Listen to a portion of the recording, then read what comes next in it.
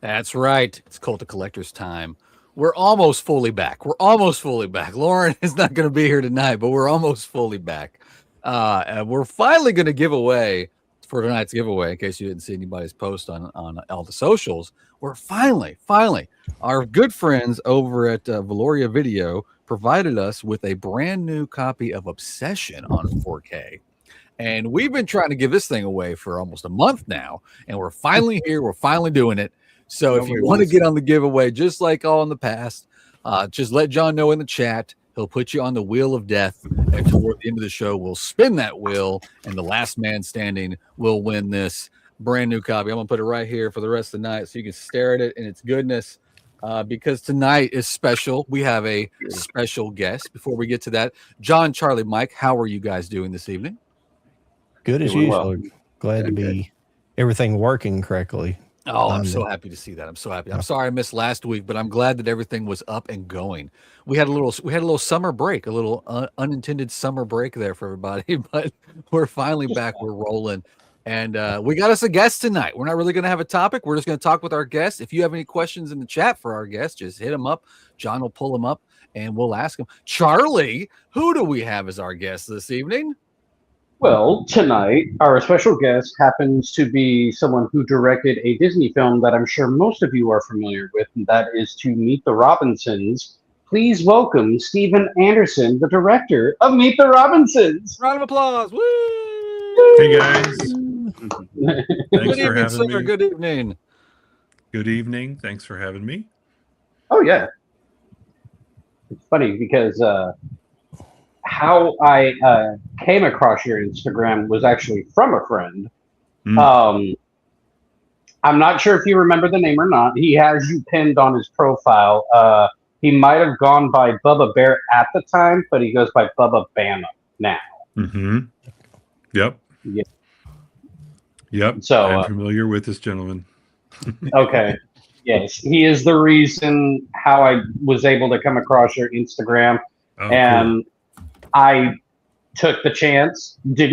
I wasn't sure if you were going to see my message because I'm sure you get many of them. So, but you saw it and you obliged and said, yes, I will do it, but I got to make time. And we appreciate it so much. Oh my gosh, my pleasure. I love doing this kind of stuff. It's so much fun to just meet new people, chat about movies and cartoons and whatever else is out there. So look forward to it. We've had the director Adam Marcus on our show once before. If you happen to be familiar with him.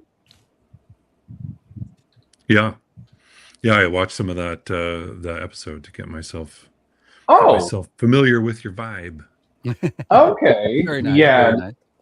that was a fun one. I enjoyed chatting with Adam. We were going to try to have him on again this month. It might be a little bit harder because he says that he's teaching in the evenings, so it would have to be more of a daytime thing for him. But we enjoyed having him on, so hopefully we'll be able to get him back. Yeah, that's great.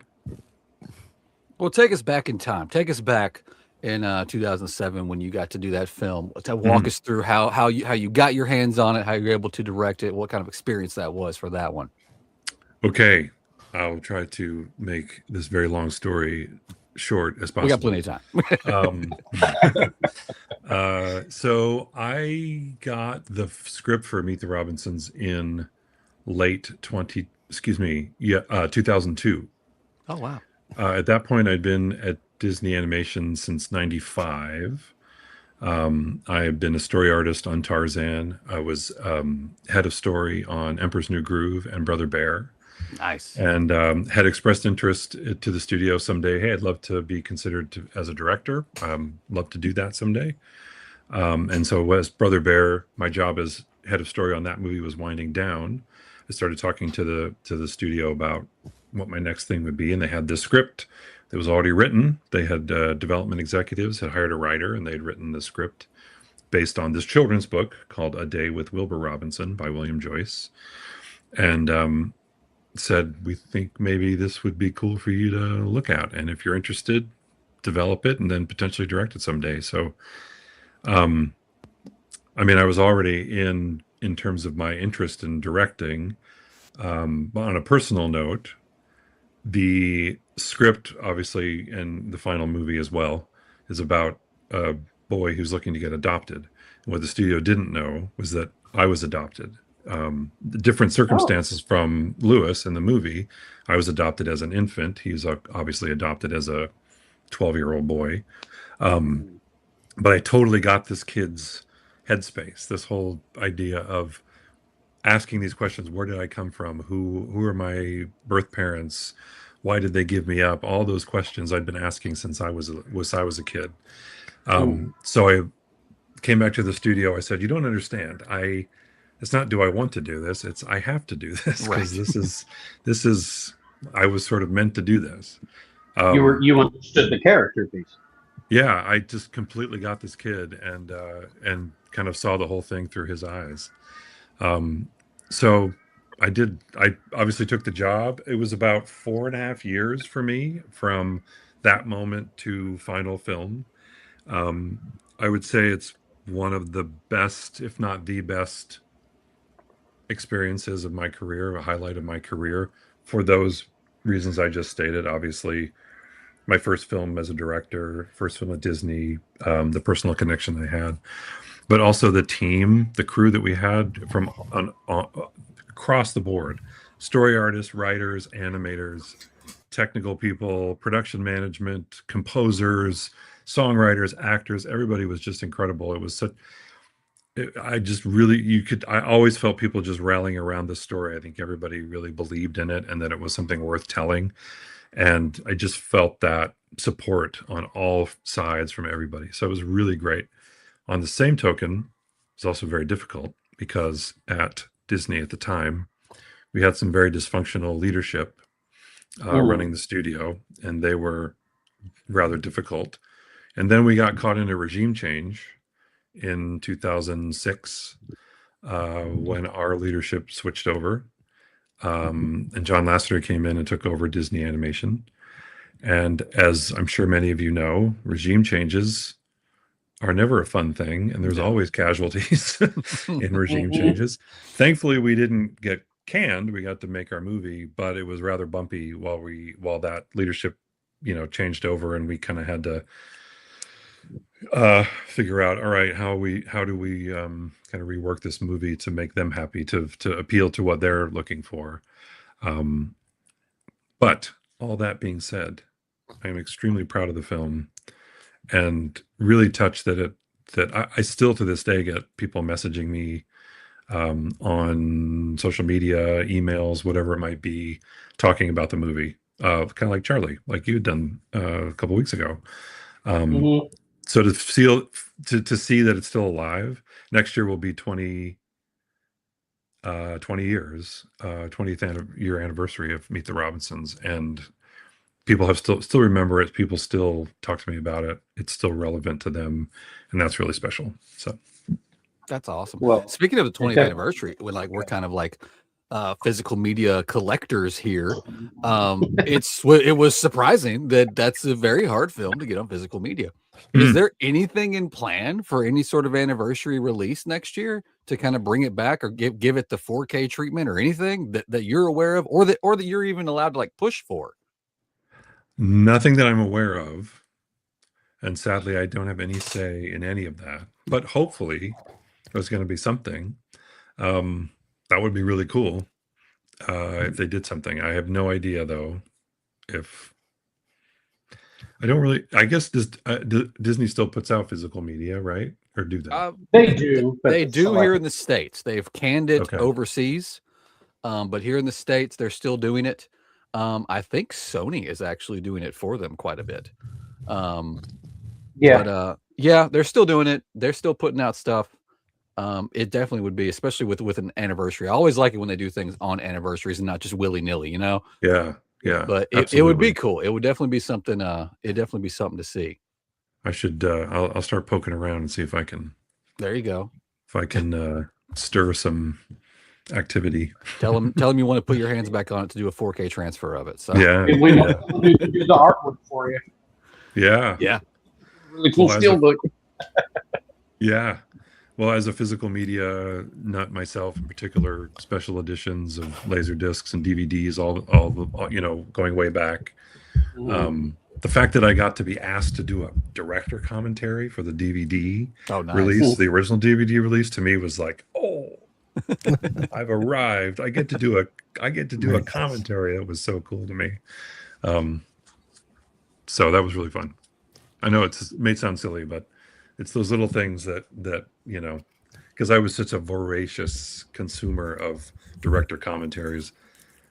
When I went to a Laserdisc store and I didn't even know what these things were, I thought, are these record albums? What are these things? And then looking through them, and then, oh my gosh, bonus deleted scene, my brain just exploded as a movie fan. So then I just can't imagine the amount of money I must have spent on my laser discs and then subsequent DVDs. But so yeah, it was really cool to get to be a part of kind of making one of those special edition type DVDs. That's awesome. John, have you told him about your background? What's that?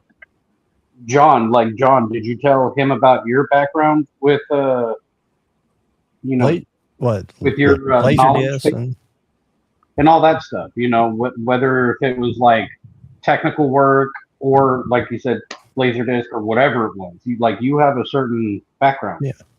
Yeah. Yeah. Well, I mean, just knowing. Yeah, different formats. You had to be more specific with the question. Your knowledge. I'm not trying to downplay what you're saying, but I don't know. Like what you mean. You mean like different formatting, different. Well, just all of it. Like you're very much the behind the scenes kind of guy person. Yeah. Well, I mean, as far as the commentary and stuff, I remember who was that made a big deal about all that stuff, and I'm going blank here. Recently? No, it's back in the day, Laserdisc. Director Clerks. Sorry, I'm going blank. Kevin Smith. Kevin Smith, yeah. Kevin Smith made a big deal whenever DVDs first started coming out, because he's a big Laserdisc collector, and he's like, "Oh, I'll never buy DVDs," and then he ended up converting over, because he was big on like the commentary tracks and stuff like that, and also the just the fact that you could get original aspect ratios back in those days, and the letterbox. The Laserdiscs were the go-to for the movie aficionados and the movie buffs and stuff like that. VHS you could rarely get unless you were getting something in standard size, the 4:3 aspect, or you get those aspect ratios, then you were not going to, like, VHS. That's all you're going to get, and the stuff was pan and scan, so it looks awful. Right. Yeah. I remember I got the VHS of Lawrence of Arabia, and it was letterboxed.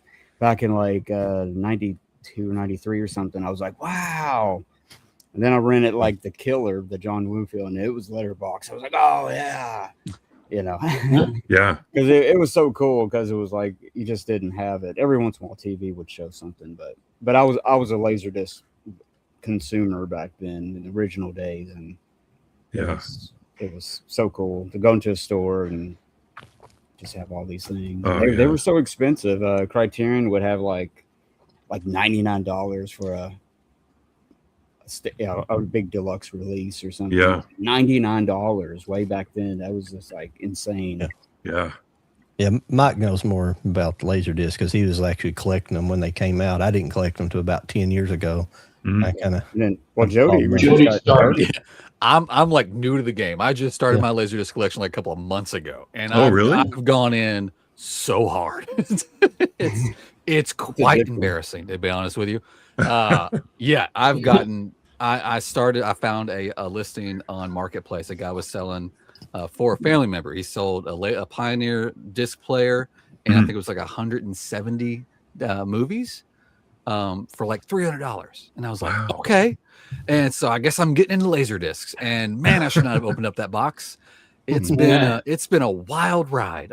That's like the one format I never collected ever. Because it's like everybody's been saying, it was like, $50 plus a movie. So I just that back in the day, that wasn't for me. And now you can get them for like dollars. Really? And oh man, it's ridiculous. I mean, I am finding like the hardcore movies from my childhood, of course, are the ones that everybody still wants high dollar for. And anything horror, forget it. If you want to collect horror movies, don't even try unless you've just got bottomless pockets. But yeah, it has become an ordeal over here. I've got it's just nonstop. Well, the good thing, Jody, is it ends at a certain time. It does. It ends in 2000. So that's true. Yeah, it kind of stops there. So I think I've collected just about every one I've wanted to get, and I've kind of had to put the brakes on it and stuff. So that's kind of on Laserdisc. So yeah, I'm hunting specific genre, specific time frames, so specific things to my childhood, basically. But man, it's getting hard to get. But I have scored some deals here lately, so it's been exciting. It's just cool. I guess the you got the 12-inch album artwork kind of thing. Some of them got gatefolds. It's just interesting. I guess. Yeah. Being like 50 years old and having like music albums and CDs, and I would listen and read and delve into all that nerdy stuff. And I guess that's the same thing with laser discs. And I just appreciate the art, the whole concept and everything. Then they had format. Really, obviously, you must know this, Jody. Now being the aficionado that you are, they had CLV, and then you have CAV. Yes, right? I have heard these terms. Yes, and so CAV, you can freeze frame, you can pause and freeze frame. So that for me, anything that was animation, I would get, and I would just sit there and I did do that with VHS when I first got when our family got a VCR back when I was like 13. I would record animation and step frame through it, but it was not nearly as good quality, of course, as a Laserdisc. So for me too, to study animation and even just pause and study, compositions and in live action films, all that, just as a way to study, it was also just the best that there was at the time. I think sometimes it's almost still the better format to do that sometimes because I don't know, it's the way it scales back and forward. I don't know, it's still pretty darn cool if you got it. What do you call it? The wheel thing. The little jog. The jog control just go. I don't know. It's just nerding out over here. It's really cool. It was great. There was a store. There used to be a store here called Dave's Laser, and it was in Sherman Oaks, in sort of north of LA. And I was working at Disney, and all my friends and colleagues were Laserdisc nuts, and we would go get lunch and then blow all this money at Dave's Laser just on just stacks of Laserdiscs that we would. But it was fun, and it was super exciting. Well, even back in the 80s. Well, back in the 80s, we forget, like, to get a brand new VHS movie when it would come out, it would be pretty high, like $89 for a lot of like CBS Fox. Well, back then it was CBS Fox, and it's like, oh my gosh, it's like you couldn't remember. So I think that's why rental stores were so popular in the 80s, because barely anybody could afford to buy VHS. Kind of But I don't know. But then Laserdisc came along, and if you wanted high-end Laserdisc, you were going to still pay that high price, Criterion or something like that. But it felt like you were getting something for your. I mean, it was great to be able to buy a movie on VHS and own a movie, but that price just for the movie was a lot. But at least this was my logic. With the Laserdisc, I get so much more. I get the letterbox version, and I get a making of, and I get a commentary, and I get all that stuff. So I was able to kind of talk myself into, Well, it's worth it. It's all that money is worth it because you're getting extra value for your cash. That's like now. Sorry, John. I was going to say, No, like go ahead. if I buy a release and if it's got a lot of supplements, that'd kind of be that'd be the deciding factor sometimes. Yeah. It'd be like, okay, I'll take it. I get that, but I was going to ask Jody. I've had this one. I have a whole bunch of Laserdiscs because he's going to do one. He was going to do a bunch of Laserdisc reels, and I am too because we never do Laserdisc. But I was wondering if he's found this one yet because this one's it's something that kind of came later in the game and it's kind of hard to find. I think I bought this from a guy in like France. But this is. Let me pop it up here real quick. But it's not. But Oh, wow. Fear and Loathing. Oh, nice. yeah, it was kind of like a late release one, anyways. It was like what, 98, 99. Yeah. It was very interesting. You can find it, but it's going for like $70 or something on eBay. Wow. When I think I bought it for maybe 30, but I can't remember what I bought it for. It wasn't near that, but it was just an oddball one to get. Those later ones to get, like I have like the Big Lebowski and stuff like that stuff they're harder to find because they probably printed less where it was already on DVD at the time. I'll say, since we're talking lasers and John pulled out one, listen, I do have a stack next to me that, but I'm on the hunt for 4 particular movies, and so far I've tracked down 3 of them. I have 2 next to me because I just got them in the mail. John, make me big. Okay. I'm so excited I got these. Guys, it's Ernest Saves Christmas. Oh, Guys. Hey, guys. That's actually worth a lot of money. It's Ernest Scared Stupid. Yes. nice. Oh. Very nice. Those are hard to one find, Ernest actually. Goes to Camp away. That's all I need. If you're ever out and about, I think I have Goes to Camp. I think I have that, but I haven't found it. John. I looked for it, and I might be wrong. But I feel like I have it. You said Goes to Camp, but what about Goes to Jail? I got Goes to Jail. I found Goes to Jail for $1.99. Wow. Yeah. Hey. Let me guess. The other 2? These 2 I scored because I don't know if you're familiar with Whatnot. It's a fun app that you can spend all your money on. It's auction style. It's rapid fire. It's super fun. I thought I was going to be able to get these 2 from one seller. He had a show going on the same time I had a show going on. So I put in pre-bids. You can pre-bid for things most of the time. I put in a stupid amount of money that we're not going to talk about because I'm pretty sure my wife can hear me. But I lost. They went above that stupid number. And then 2 days later, some dude went live at like 1 o'clock in the day. And I scored those for like $20-something each. Wow. Very nice. I was just like, dude, nobody's watching. I pulled my work truck over and I said, here I come. What are the other 2 you're looking for? I've got Goes to Jail, so the only one I need is Goes to Camp. That's the only it's one the other Ernest one. That's the 4 Ernest movies that were just from my childhood. I love them so much, and yeah. Hey, I have the entire cinematic universe. I know, right? I was going to say, Stephen, you've worked on some really amazing stuff as well. Thank you. I see like Rover Dangerfield. I mean, all this stuff's great, but like BB's Kids. I don't know if that's amazing, but thank you. You know what? I like Rover. I like Rover. Well, I just good. Like Rodney Space Kids. That is a showstopper right there. Yeah. I don't think you guys heard. He said he has out. Yes. They kind of stood out at the time. You know, they were a little drawn differently and stuff. Yeah. Well, to stay on Laserdisc question. And you work for Disney, and were you a fan of Disney Laserdiscs? Because I know they had those big deluxe white box sets. Yeah. And stuff. Like which ones were your? What movie did you study a lot of? Like maybe the classics or Disney. Well, Sleeping Beauty, because that was a CinemaScope film, and I don't know if that might have been the first time it was available on some kind of home video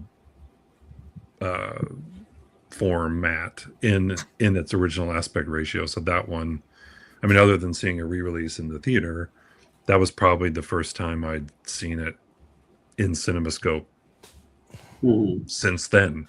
Oh wow. And so that was just great to be able to see the beauty of all of that all of those incredible Ivan Earl backgrounds and just the amazing animation, all that stuff. That was a big one. Pinocchio was a big one. Pinocchio is one of my favorite Disney movies just in general. Okay. So I have it's red. It's a big box Pinocchio set. Oh, nice. Trying to remember some of the others, but I think I've got a fair amount of the classic. Oh, they put out these two movies, Saludos Amigos and The Three Caballeros, if you're familiar with these films. Yes. Yeah. Also, not at the time, I think they were on VHS, but somewhat not very accessible. So to have them on these great transfers on Laserdisc with all the bonus footage was really cool as well. So yeah, those were some of the ones that I could think of off the top of my head. I know on Disney Movie Club they had the Three Caballeros on Blu-ray. That I knew. So I think that one, because since Movie Club is no longer around, a lot of that stuff's gone up in price from people that have bought and are reselling, because they're hard to get now. So Yeah. I always liked the Ichabod Crane one. That was kind of like a short, and it was I've always ever since a little kid. It was just so the colors, the deep dark shading and stuff. This is a Mary Blair piece from The Legend of Sleepy Hollow, Ichabod and Mr. Toad from the Disney version. Oh, wow. I'm with you. So 3,000% that both of those shorts, Mr. Toad and Ichabod, but Ichabod in particular, one of my favorite films just of all time, animated or otherwise. I just think it's genius. I love it. They would rarely show it as kind of like a kid teenager, and then when they would, it would be like, oh wow, it's like,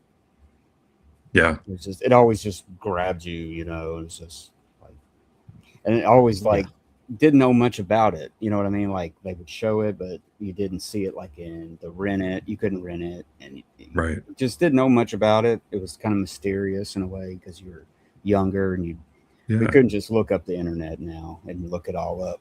It was just that's what I liked about being back in the day, because there was mystery, there was mystery, and I think you learned better that way because you just get a little piece of something and just devour it, like books, books back in the day and stuff like that. So, but yeah, that's one of my favorite ones, and it's only what 30 minutes or maybe not even like 30 minutes or so.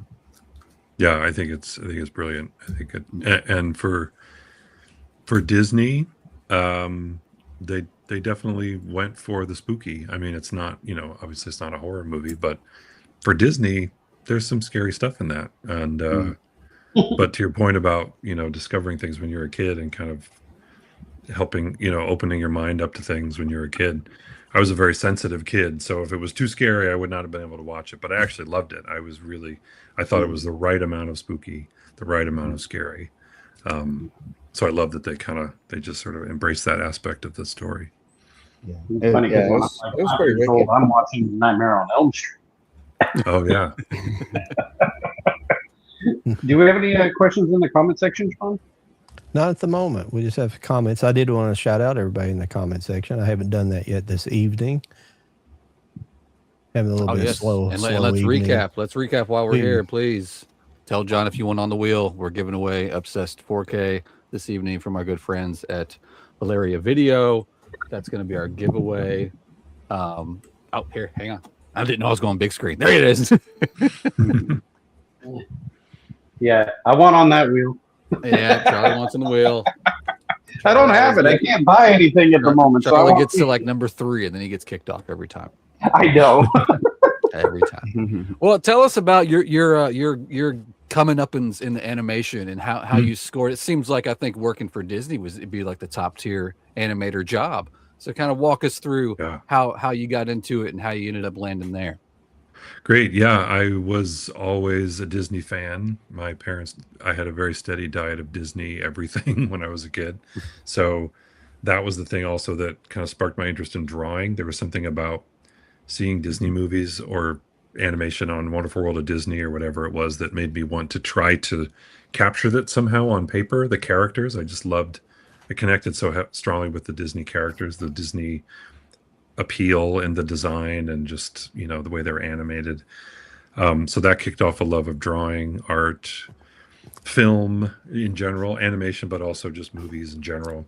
So then I went to Cal Arts, which is a school here in Southern California that has a affiliation with Disney Studios, because Walt Disney was one of the founders of this school back in the mid 60s before he passed away. So they have industry professionals teach there, so you get a really good connection with the faculty in the animation program. We're all working professionals, so learned all about animation, storyboarding, had some great connections. So then I left Cal Arts. My first job was Rover Dangerfield, which we talked about earlier. I was an animating assistant on that film, then Bebe's Kids as an animator. The studio was called Hyperion Animation. And so I worked there. And then a couple years at Hyperion, I had the chance. There it is. Oh my goodness. He's got it. I also have it on Laserdisc. There's one I got to hunt He's down. like, I got one up you. So worked about 4 years at Hyperion, and then had the opportunity to transition over into Disney features.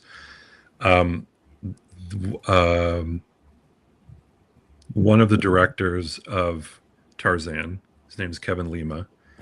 Prior to that, he directed the Goofy movie before Tarzan. Prior to that, he worked at Hyperion. So I met him at Hyperion, and he was developing some features there. So we became friends. And so he kind of was instrumental in bringing me over to Disney.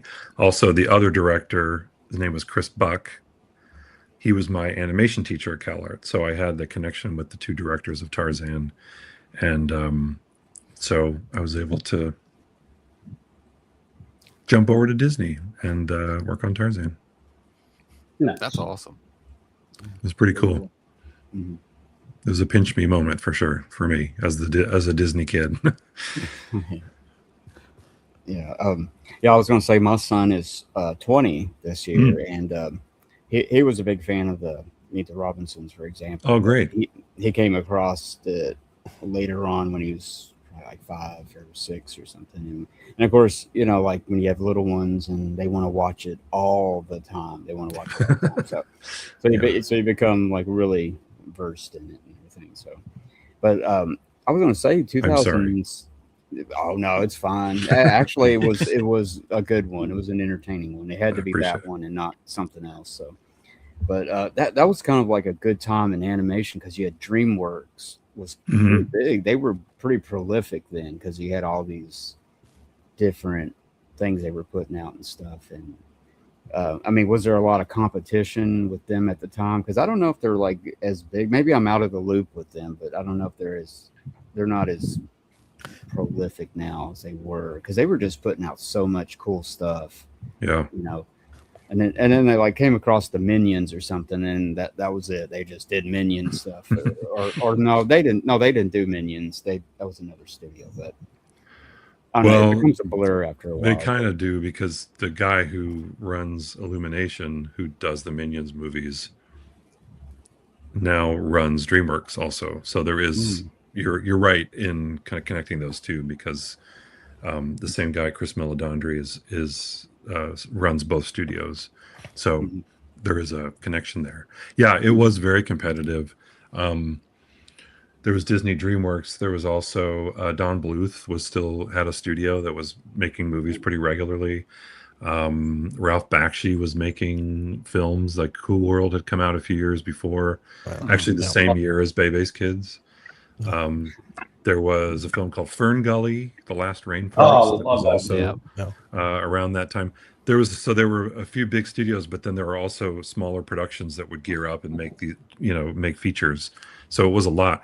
And Disney DreamWorks was particularly competitive because, of course, Jeffrey Katzenberg, who ran DreamWorks, used to run Disney, and then was sort of cut out of the loop at Disney and ended up leaving and starting DreamWorks. So then I missed this period just by a little bit when I got to Disney. But prior to me getting there, I mean, when I say there were bidding wars for artists, I mean, they were really like the stuff that people were the things that either of the studios were offering artists to keep them, from leaving was ridiculous. I mean, people were getting signing bonuses just for signing their contract. You get a giant bonus. They were huge contracts, tons of money, tons of years, lots of perks and all that stuff. None of that exists anymore. That's all gone. But to your point about it being competitive between Disney and DreamWorks, it was extremely competitive in like the early to mid 90s. Absolutely. Yeah. That's pretty cool. Yeah. I mean, like, what's the state of like studio animation now? Like with so much, well, and then we're probably come across this anytime now. AI, like with the influence of AI, and what's that going to do to the art form of, just original animation, just pure, pencil and ink and stuff like that. Like what do you think's going to happen, or what's your prediction being in the industry? What do you think might happen? I unfortunately don't have a prediction. I run this through my head a lot and I don't know where it's going to go. Obviously everything will come back and everything will be great someday, but the industry in general is in a huge lull right now. Even in live action as well. There's it's changed. Everything's very different. We have a lot of disruptors between streaming. Still nobody knows what to do with that. And everybody thought that was the answer to our prayers during COVID. And then suddenly realized, wait, we don't know how to monetize this.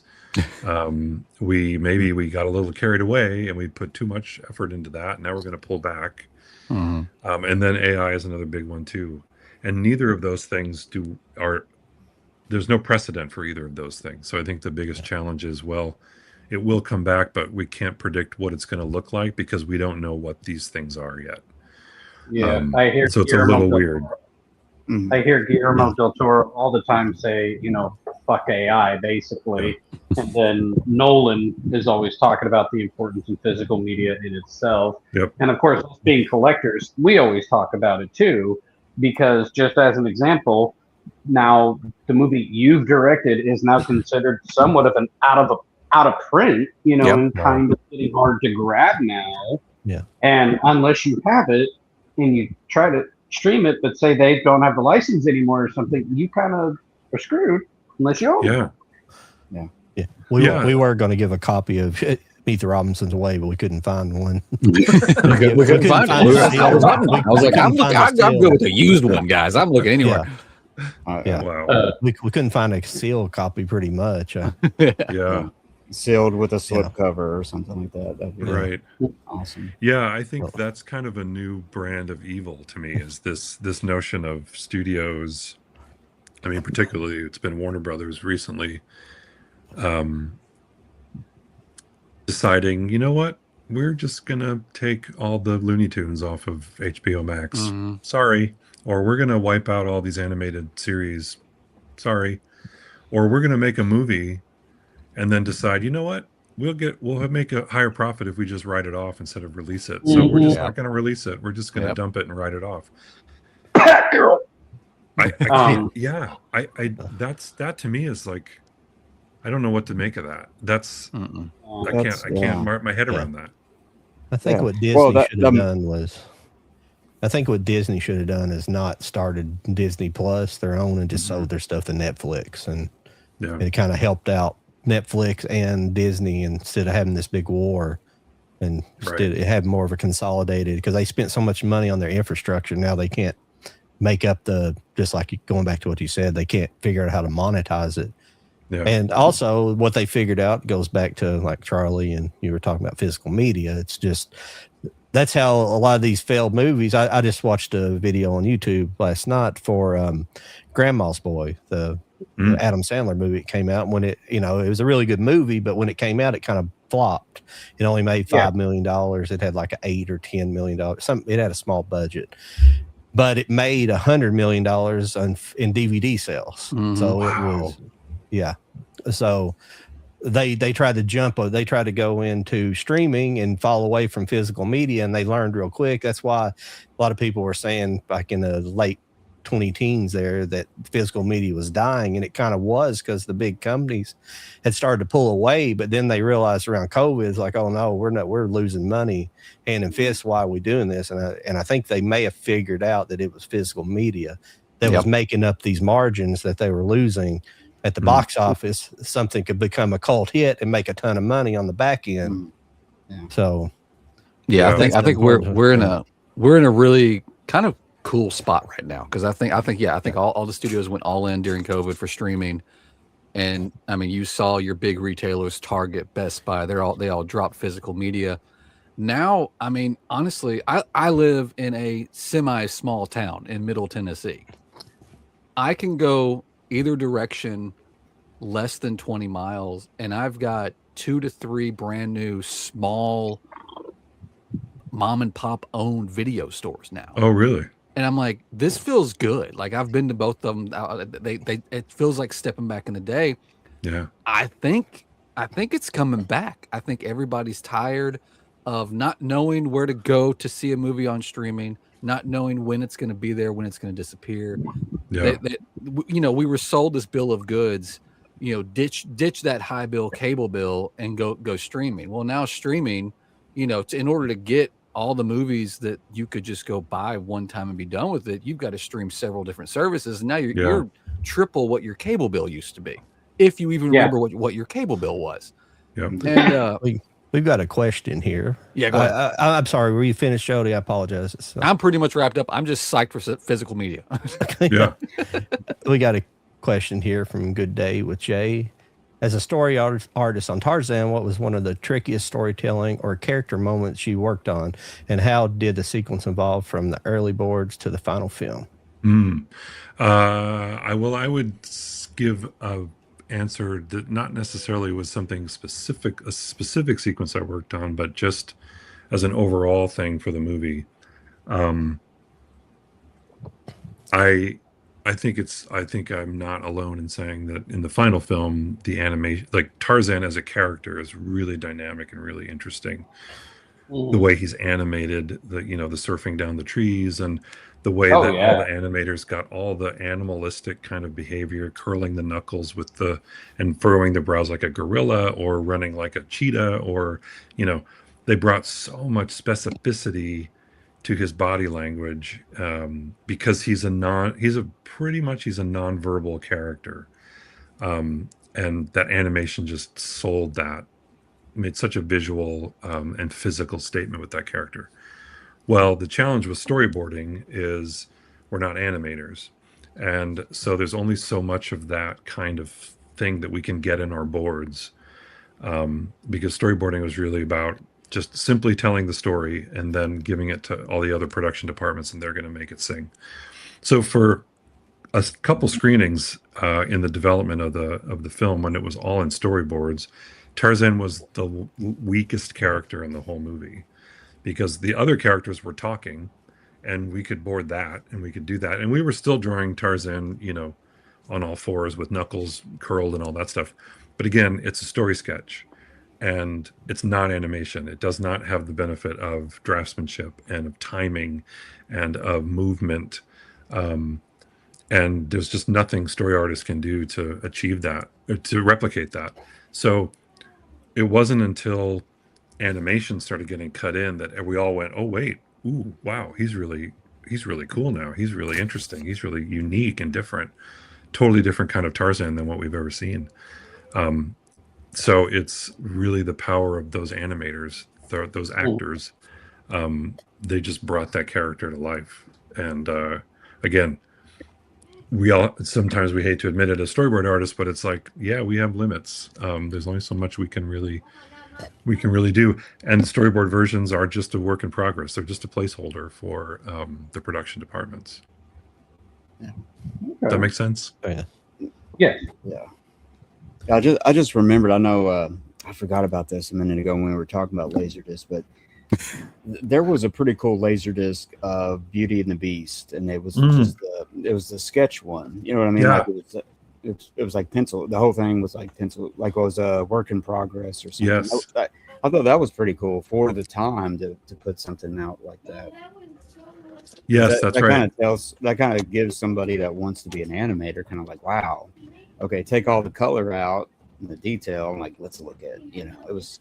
Yeah, I thought that was pretty cool. I mean, I wasn't the biggest. I mean, I was a guy. I was a preteen boy, so I wasn't like big on Beauty and the Beast, but I found that part like fascinating. I was like, that's pretty cool. Yeah, and that's how we make the movies. It's a constant evolution. It starts off with all storyboards, and then, like you saw in that, and kind of like what I was talking about, animation gets cut in, final color gets cut in. All the different departments, when they get their hands on it and they start putting their part of the their piece of the puzzle together.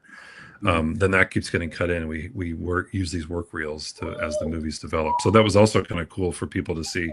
Oh, that's a real artifact from a production. That's what it looks like. That's what an animated movie looks like. Yeah, that was pretty cool. Yeah. Yeah. Speaking of like the whole Tarzan, the animation that you were saying with him go like surfing the tree lines, basically. I remember seeing behind the scenes of Aladdin, and they were talking about how it was kind of revolutionary because they were attempting something I guess they hadn't done before, and it was when he was on the carpet, escaping basically from the Cave of Wonders. That certain scene, like certain computer CGI work with hand drawn, mixed together, and that was really fun to see in the theater. So that just made me think of that when you mentioned Tarzan going down the tree lines. Yeah, and they had come up with a new tool, which I don't know all the technical aspects of it, but it was called Deep Canvas, and they invented this for Tarzan. So it was still doing the hand drawn with CG environments like you're talking about, but they figured out a way that they could actually wrap an actual painting around the CG elements, so they didn't look like CG. Sometimes in those earlier versions, you kind of tell that it's CG, it's not hand drawn, or there's a sort of a look to it. Well, this way they were able to marry the painted backgrounds with the CG stuff even more. So if you look at those scenes in Tarzan, you'll see that all the stuff that CG actually has, the brush strokes actually follow the contour of that, those tree branches, for example. So that was kind of cool too. They developed that new technology. That's pretty cool. Yeah. Yeah. I saw that you worked on Tangled. A little bit. I worked on a pre-Tangled version. Did you? But yes.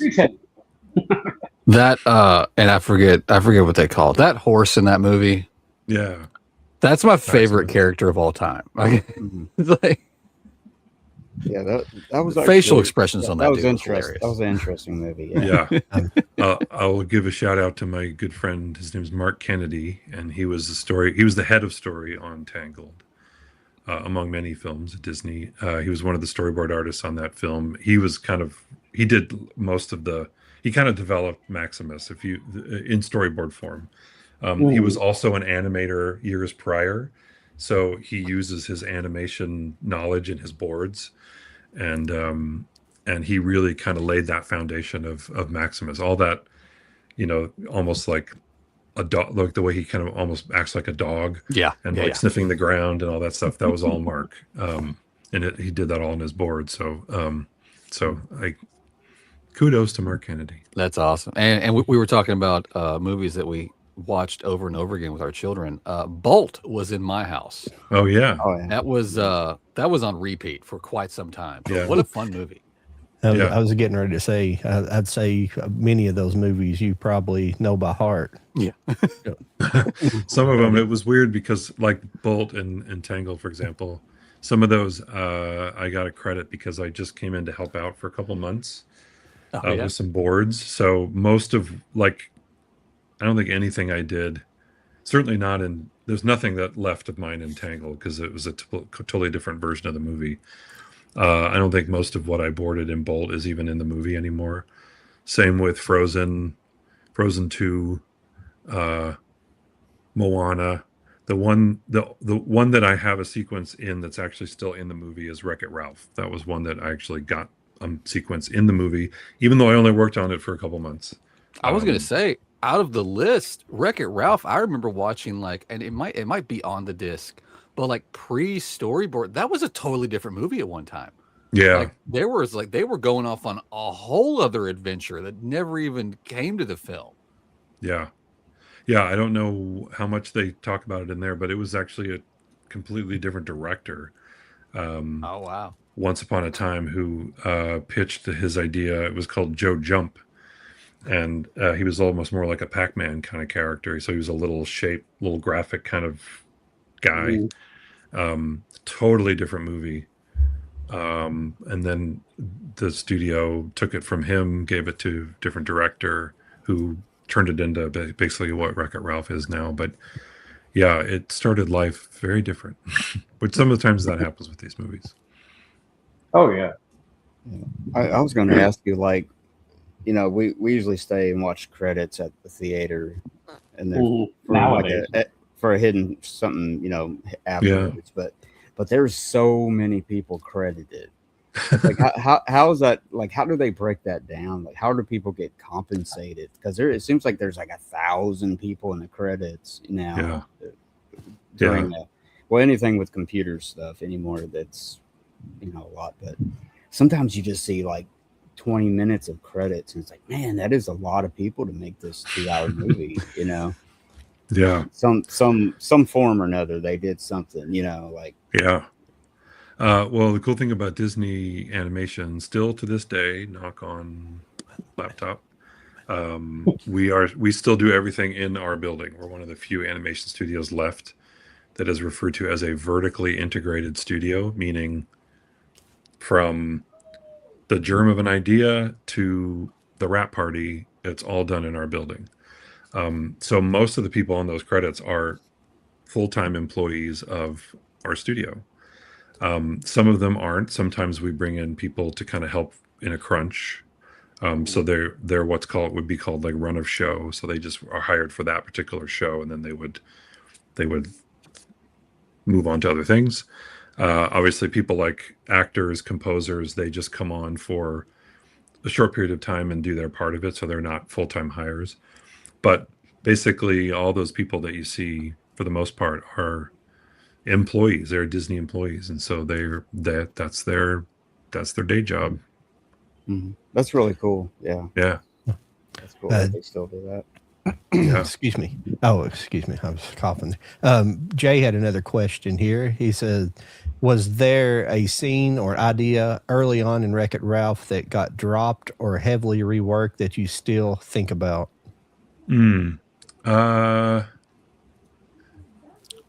not sure I have an answer to that, only because I was a short timer on it.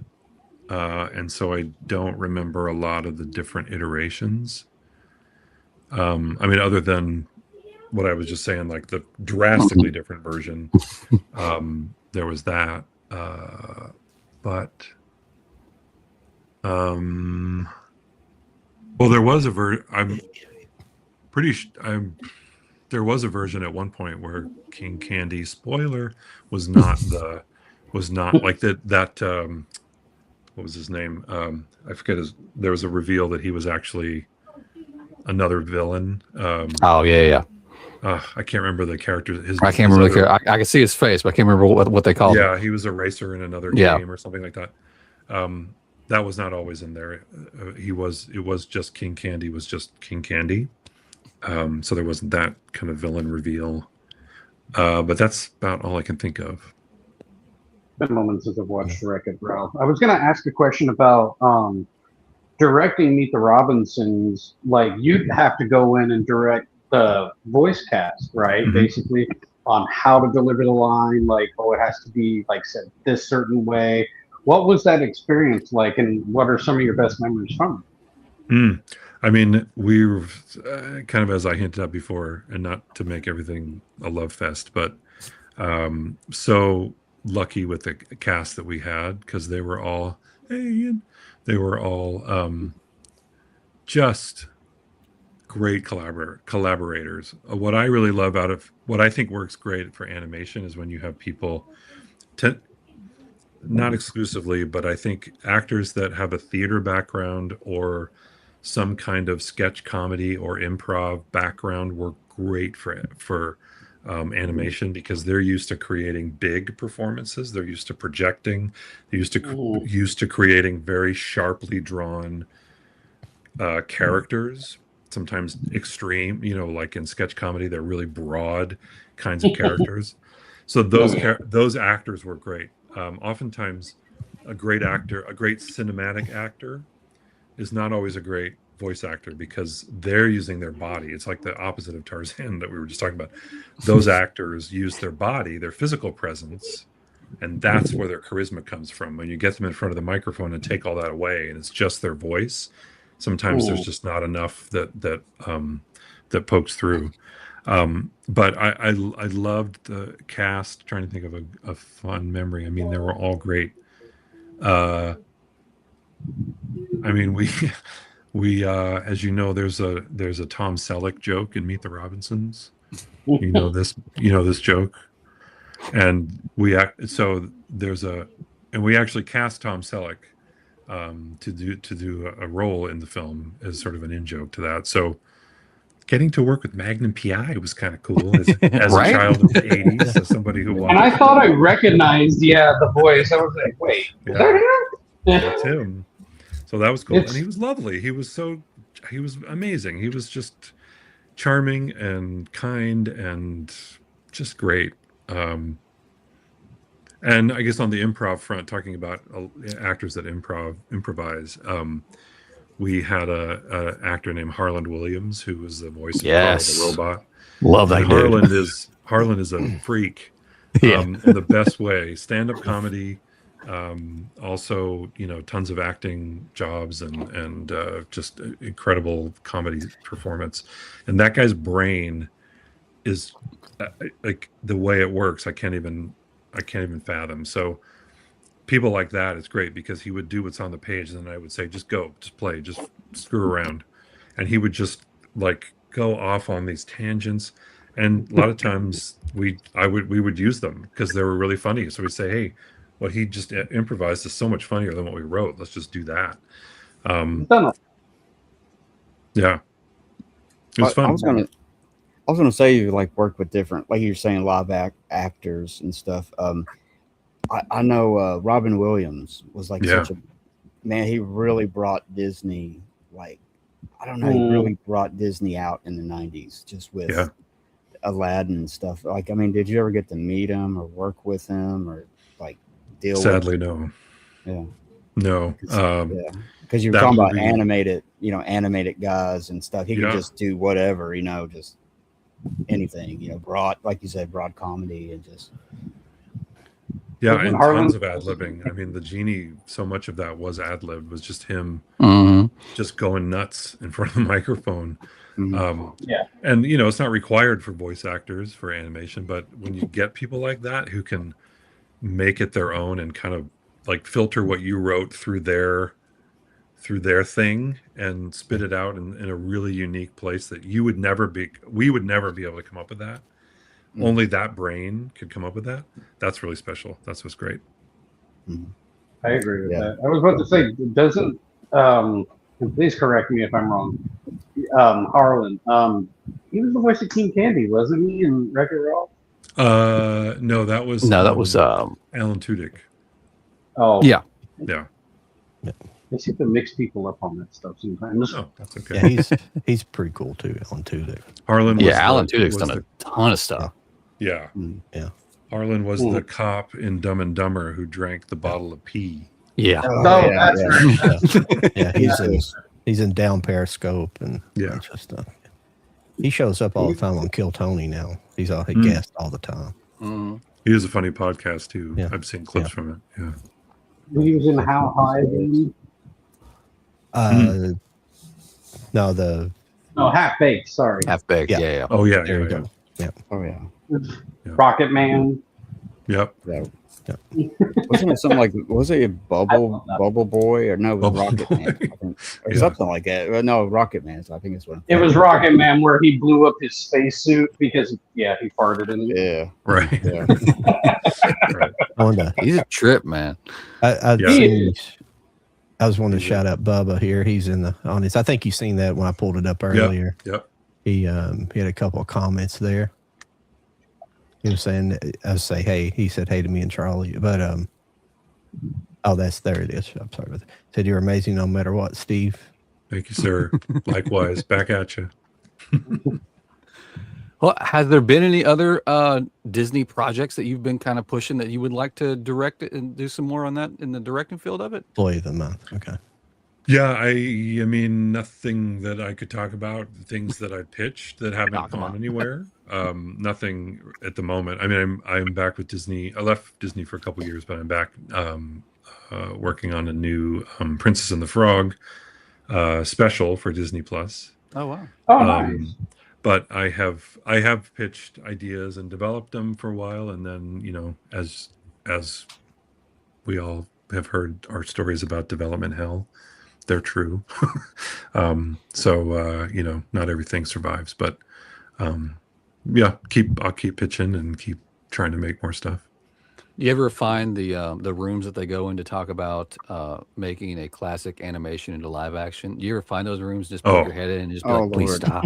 Just please stop. And then just leave. I don't know where those rooms are, but yeah, you're right. I should find them, and I should, I don't know what, lock the door so no one can get away, or none of them can get out, and so they can't affect anything out in the real world or something. Yeah. I'm making suggestions. Can you stop? We should have, stop, please.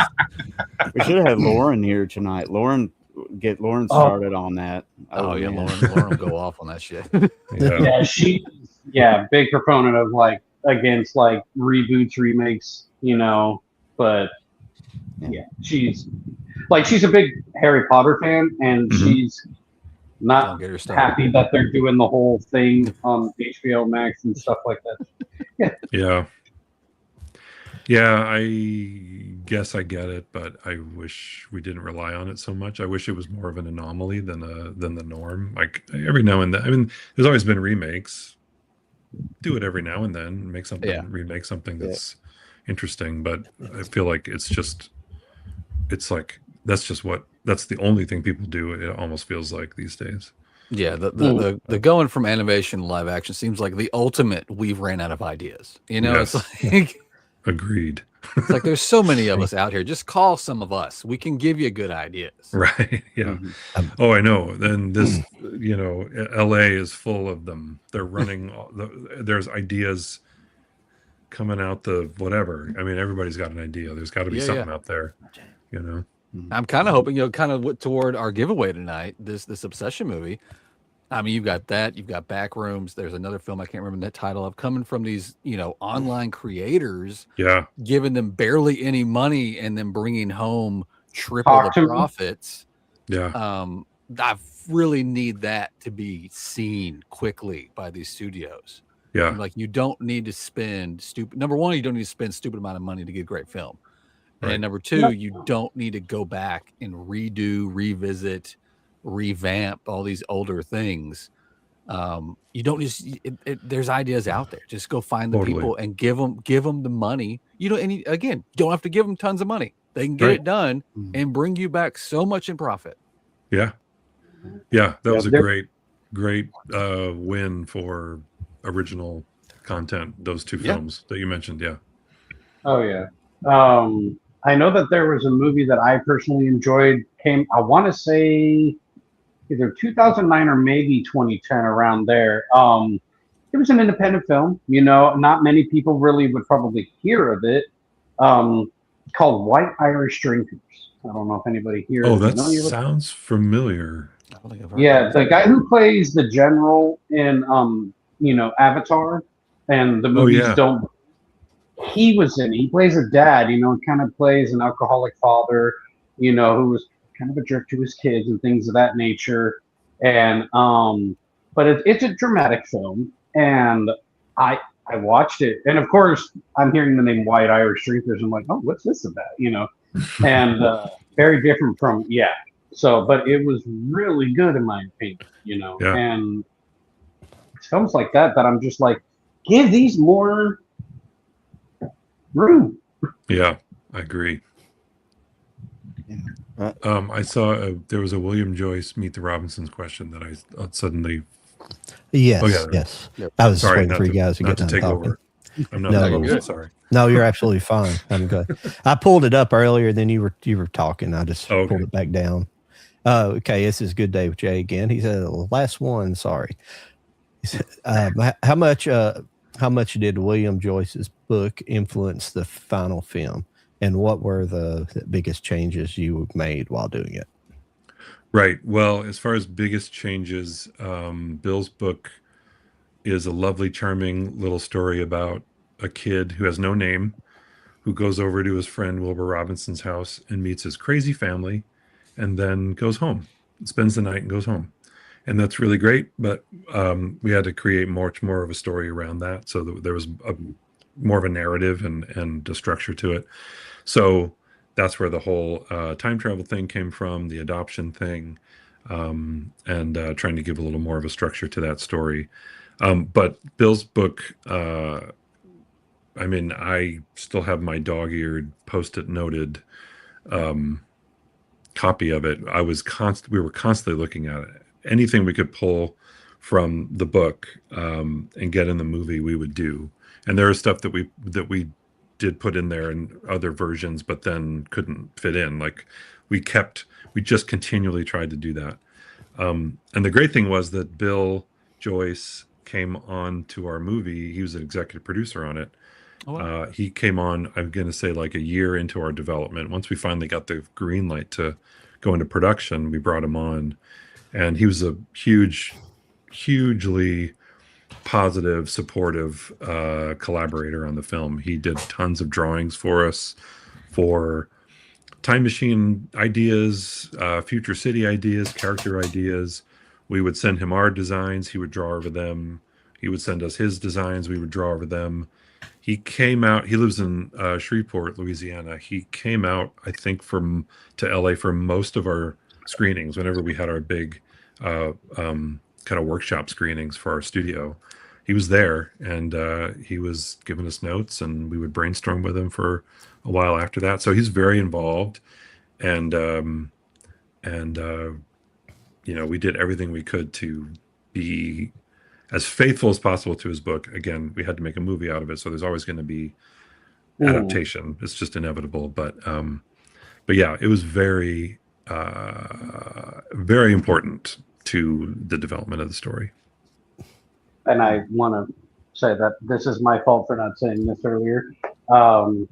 He won't be able to stay the full 2 hours. Oh, At yeah, least sorry. he's able to stay for an hour and a half, so about 20-ish minutes left.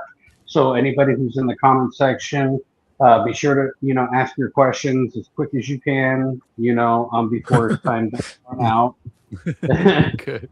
We do have a Sorry. question from Bubba. Yeah, that was my. Oh, what was his question? Bubba wants Favorite to know. movie of all time. There you go. I hate that question, but go ahead. Oh, it's so hard. Yeah. Yeah. I sort of have a top three. I'll give my top There three. you go. Raiders of the Lost Ark, All right. Amadeus, Mm. and Brazil. Terry Gilliam's Brazil.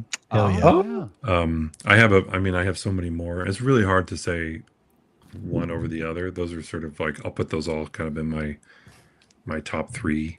Yeah, those are kind of my top. Yeah, I was going to say top Amadeus. three. That's personal favorite. I don't know. It's a huge movie, but it seems like it doesn't get a lot of Recognition. Acknowledgement. yeah, because it's got the music, it's got the performances, the whole look of the film. It's just like was it Milos Forman, right? Milos Forman, yeah. Yeah. Well, quickly, I was going to ask you. Everybody has a passion project. Is there something you've thought of your whole life that if you could do it, you could a story and animate it and bring it to life? I mean, is there anything that you want to give away? Like, you don't want to give it away and somebody snatches your ideal, but is there like a passion project that, you know, something you would love to do, animate? Yeah, there's a bunch. There's one in particular, and it's funny because it's not even like a really big idea. But many years ago. So one thing they do out here in LA is we have brush fires all the time because everything's so dry. And so one of the ways they try to prevent that is they bring these herds of goats to just eat the grass on the hillside. On hillsides, people will just hire herds of goats. So I had the story about these goats that become firefighters, basically, that save people's lives because they just eat grass on the hill.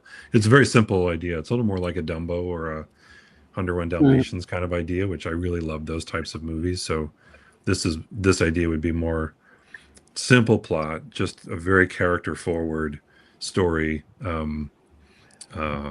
just between relationships and you know, those characters. But someday maybe I'll get to do that. Maybe I'll turn it into a children's book or something someday, and at least if I could do that, and then maybe make a movie someday. Yeah, I could see that. Yeah, that has a lot of possibilities. You know, all the different maybe goat characters or something. Yeah, you know, different. I like the idea of a children's book. I definitely like that. Yeah, that's pretty cool. Yeah, so we'll see. But yeah, there's always I've got a bunch of things that are always percolating. Yeah. Right now. Do you ever run out, like, get writer's block, or you just cannot get over the hump? You're trying to solve some kind of issue while you're animating, or over the production, and something's just not working, and you just like, what? How do you remedy that? Like, just step away or come back to it, or just what do you? Step away is definitely the biggest, the one of the key things to do. I think if anyone ever finds themselves blocked or feeling paralyzed about moving forward with whatever task they're doing, stepping away and taking a break is always a good thing. Certainly for creativity, bringing some fresh eyes into the room. Say, I'm stuck. Can you look at this? Can you look at my storyboard, or can you read my script, or can you watch our movie? Whatever it is, can you just give me some fresh eyes? Because my eyes have gotten stale. That's always really good. Sometimes, what that means. From a drawing standpoint, this might be getting a little too in the weeds, but oftentimes when I find myself struggling with drawing, it's because I'm getting too focused on the detail, and I'm putting the final product before. I'm looking at the final product too much, and I'm not discovering this drawing as I'm going.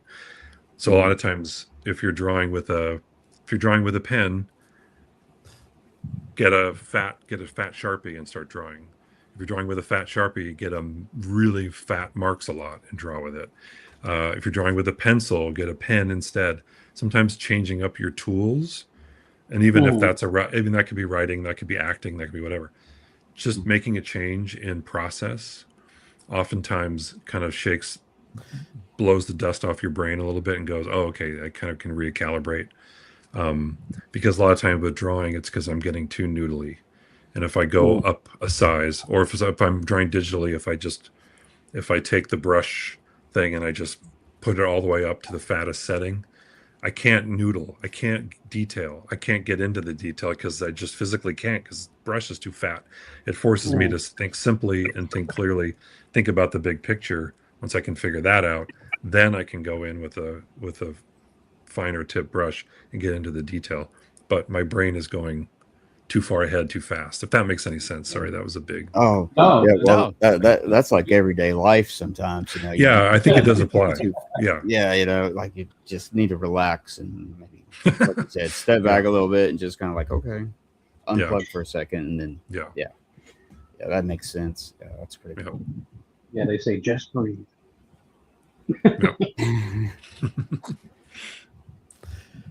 Well, if they ever wanted to make a live action Meet the Robinsons and said, "Hey, would you come in and just sit down with us and talk about it?" Would it even be something that you'd be like, "All right, I would entertain this idea.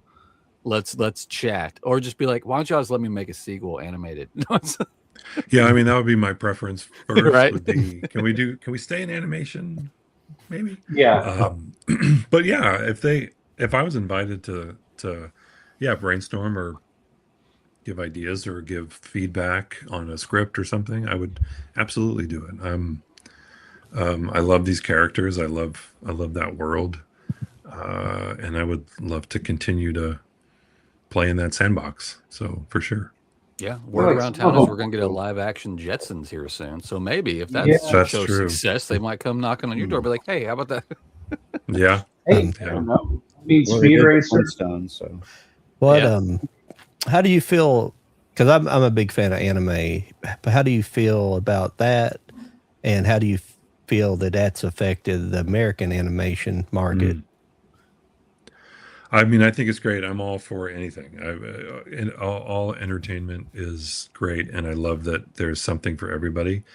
I haven't watched a lot of anime.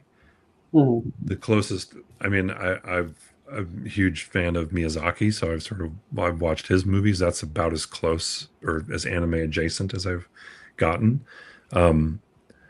But great. It is definitely, it's funny because at Disney now in the story department, as I see the story department now is relatively young-ish. So I'm seeing a whole different generation, and you can see in their boards, the way they storyboard, the way they draw, what their influences are, just in how they tell a story, the shots they choose, or the way they draw characters, poses, expressions, whatever. And it is predominantly anime. It's definitely become so mainstream now that like when my generation, when I was in CalArts, we were all Disney nuts. Not exclusively, but the major influence was Disney or maybe Looney Tunes or some Hanna-Barbera. You know, there were different, but American animation and kind of mainstream animation. But now it's very different. Now it is anime, which is great. I mean, you know, whatever keeps it going. Great. Yeah, exactly. Yeah. And you can't stop people from drawing from their influences. We don't always choose what we're influenced by because we sort of a product of just what comes across us, or what we come across, or what, you know, so we can't control that. So we're defined by those things that we see and that we absorb into our brains. So great, you know. Well, it kind of, I was kind of thinking about earlier, probably back in your day. Well, I mean, you're not much older than me or Mike, but what I was getting at is kind of the late 70s and 80s were kind of the dawn of, you know, the Americanization, or when they brought anime over, manga and anime started being circulated, because before then it was hard to get. And I mean, it's still hard now to get older stuff, but we were talking about Laserdisc earlier. That was one of the earliest ways people got Akira right here. And they, you know, they had to get the Japanese version, and they were doing their own subtitling and stuff. And that was a big underground thing with anime, like the big underground anime. There was all these people who were, I can't think of what they call themselves, but it was like the videotape underground with anime, but they were doing all this stuff themselves, like titling them, and they were getting them. And then because people would talk about, they would get so many copies of them. By the time they got to watch it, it would be all fuzzy. Couldn't see it for so much copying, you know, but that's how it got circulated in the early days, you know? Right. So, but that kind of started, but I heard early on about the Akira, people would check it out from like their college library. They would usually have like Laserdisc collections, and they would check it out from there and then copy it and dub it. Or that's the first way. They wouldn't even they would watch it, not even watch it with subtitles. They just watch it because the animation's so amazing, you know, in all that stuff. So that's how it kind of got started. That reminds me, some of the first Miyazaki movies I saw were on Laserdisc, and they weren't subtitled either. And they was kind of weird because I didn't really know what they were. I had seen one or two of them in Cal Arts. One of my teachers had shown, I think it was Laputa, the Castle in the Sky, and Totoro. Yeah. So I'd seen those, but then I found them on Laserdisc, and then I found Kiki's Delivery Service and a bunch of the other ones.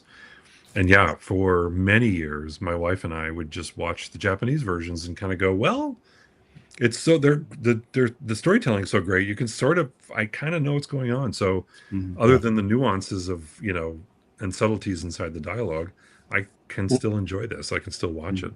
But yeah, that's funny that I've forgotten about that. Not subtitled at all. Have you ever seen Future Boy Conan? Oh, I'm sorry. No. I was going to say about like silent movie, like you had to see the expression and the detail, and you could a lot about the eyes and stuff. So yeah, I could almost see that. Almost, you could kind of get an idea of what's going on. Emotionally or something. But yeah, and again, there would be specifics of like names and places and things that I'm not getting, but you could sort of follow the basic arc of it. Yeah. I have a question. When it comes to live action, the remakes that they've done recently, is there like a certain one that stands out more where you're like, that actually wasn't bad for a live action adaptation? No, because I have not seen most of them. Oh, okay. Answer. I just sort of look the other way. Yeah. Sadly, which is understandable. The one that I did, unfortunately, sit down and say I'm going to watch this thing was Pinocchio. Oh. And I thought that was an abomination. Yeah, I saw it myself. I don't mean that. I'm not trying to be sarcastic. I mean, I was just offended by that movie. I could not believe it, and especially because it was coming from Robert Zemeckis. So, yeah. There's a horror Pinocchio coming up. You can go see that.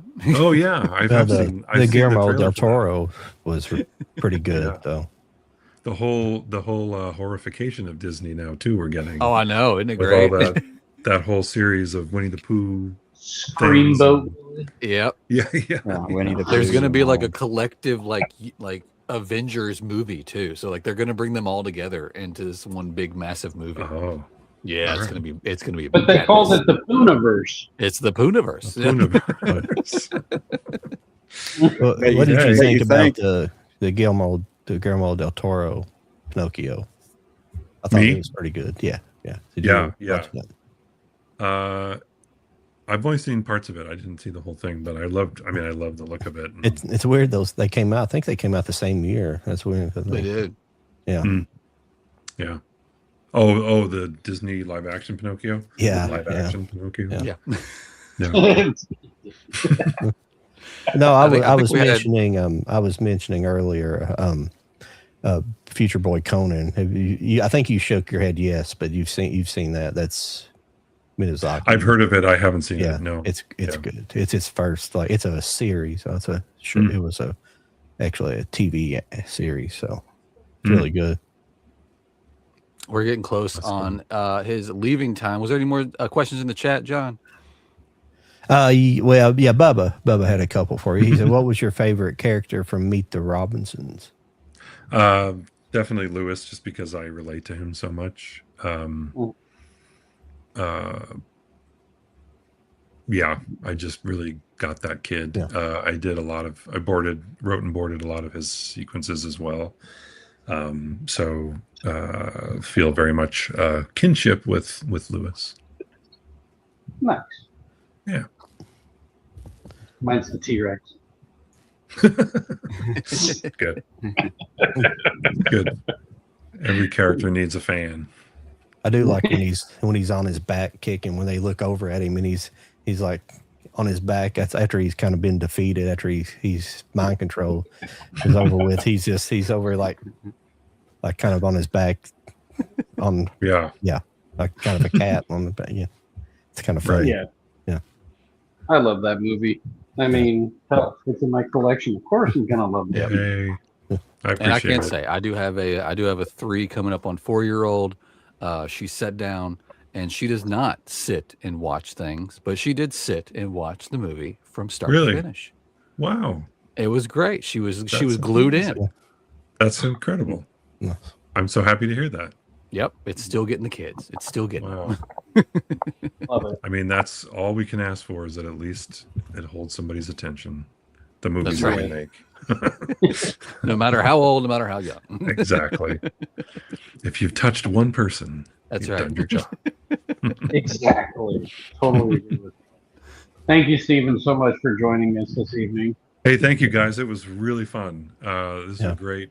This was a great time. I really enjoyed meeting all of you, and the chat has been fun. I'm sorry that I have to duck out, but what a blast. Thanks a bunch. Mhm. Yeah. Absolutely. Yeah, Thanks for being coming. on. We greatly appreciate it. And like we tell Yeah. all of our guests, you're welcome back anytime.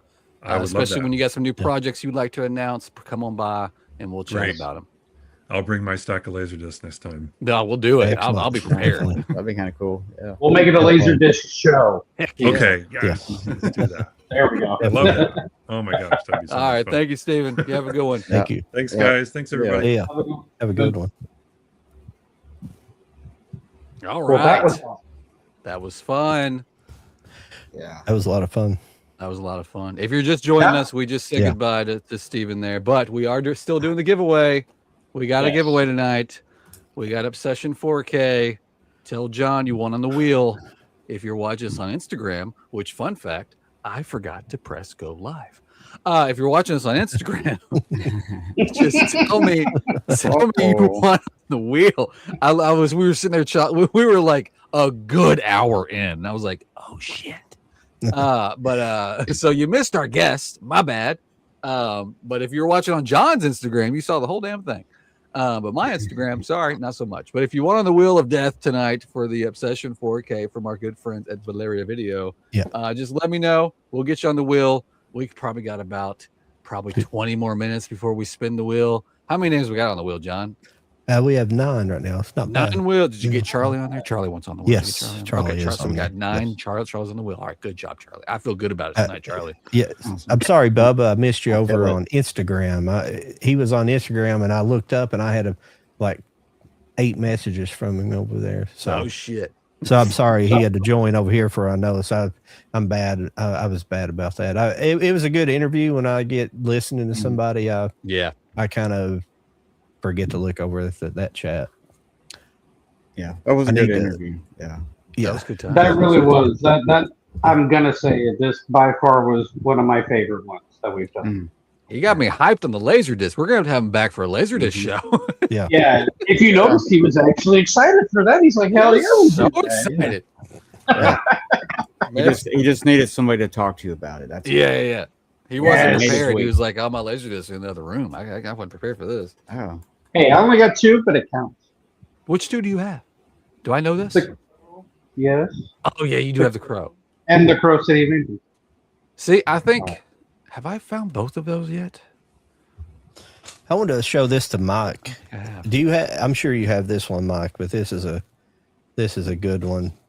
This was Ron Howard's first. It was his first directorial debut. It's a I don't Roger see Corman movie. He worked Yeah. for Roger. He was he was working for Roger Corman's studio, but he made this. But it's like a car chase movie. It's called Grand Theft Auto. that. Nice. No, I don't have that one actually. That's probably a rare Laserdisc there. I've never seen that anywhere. Like, I think it's in widescreen too. I can't. it probably is, but I feel Yeah, there bad was a for bunch Lauren of- that she wasn't able to show up because I know she was kind of excited to. She wanted to meet the director. She did. Oh yeah, She's she was ready to chat. oh man, she would have went off about the whole yes, Disney remakes and stuff. yeah, she would have. I think. But- I think Charlie would appreciate this. So one of my mini goals in my Laserdisc collection is I'm gonna do a good John Candy collection, and I'm doing really good. But I did score Cool Runnings. That's a good. Nice. I feel like I just need to collect Laserdisc. I don't need the player. I just need the. Dude, it's Yeah. fine. It's fine. And I mean, occasionally you can That's what find most like people. there's several players out there right now that I've seen listed on Facebook that are like $200-$300, which is about in the ballpark right now for a good Pioneer. That's- Okay. according to like vinyl records, I mean, that's what most people collect them anyways, if you just want it for the artwork. But that's what people are pretty much collecting vinyl, because vinyl, like if you look at the kind of the charts and the numbers on them, like they're like selling really well. They're selling, but when you look into what people are buying, I'm sorry, my mic sounds bad. I'm screwing around with it. You sound good It on mine. doesn't. Okay. But when you poll them and find out what they're watching it for, they're not they're not listening to the vinyl. They're buying it for artwork. Basically, they're just buying it to collect, which is fine. But yeah, that's kind of how Laserdiscs are. You don't have to watch them, even though I don't know if you've got to sit down and watch many, Jody. But there was something when I first watched them. What drew me into it was there's something. I don't know. Something felt cinematic to it more, where it's like an analog. The video's still an analog, but you still got the good audio. There was just something about it that made me want to go back and watch a lot of the older movies I've watched. Yeah, just to see just to kind of find out how they felt. It just something felt real, because some of them weren't cleaned up either, so you still get the scratches and stuff, like the old film scratches and stuff on them. They hadn't really got into a lot of digital restoration at that point in time. So yeah, I think if you got it like a projector in your home theater type, I think that could kind of mimic that. Yeah, a good one, good setup. I think. Well, see, man, I've got footage of me like going to get the initial collection. I've got footage of me like coming back, and then I started like video, and every time I bought some, so I've got like separate videos of me flipping through, but I've bought so much. I'm just to the point, like if I make a video now and post it, there's going to be even more to show off. And like, so now I've got all these Laserdiscs. So I almost need to just sit down and do like a whole damn thing, or maybe a part 1, part 2, part 3, just showing off everything. Cause I've found a lady, very nice lady on Facebook. I think she's helping her dad sell the collection, something to that effect. And I sent her my wish list, basically, which again, a bunch of movies that apparently I just have to sell off a child in order to afford. And I sent her the list, and she was like, I might have some of these. And then for like the next like 2 weeks, she would send me this like random flip through videos. And I'd see some stuff. I'm like, crap, I got freaking Gleaming the Cube on Laserdisc from her. Wow. And so like I got a decent stack from her. And she was like, how about $60? And I was like, okay, $60. You got freaking Clerks now. I got to get that. And and so I was cool. And I was like, well, just and then I was like, send me a list of all the ones that I've told you to pull, just so I know what's coming. She sent me back freaking Mallrats. God damn it, John.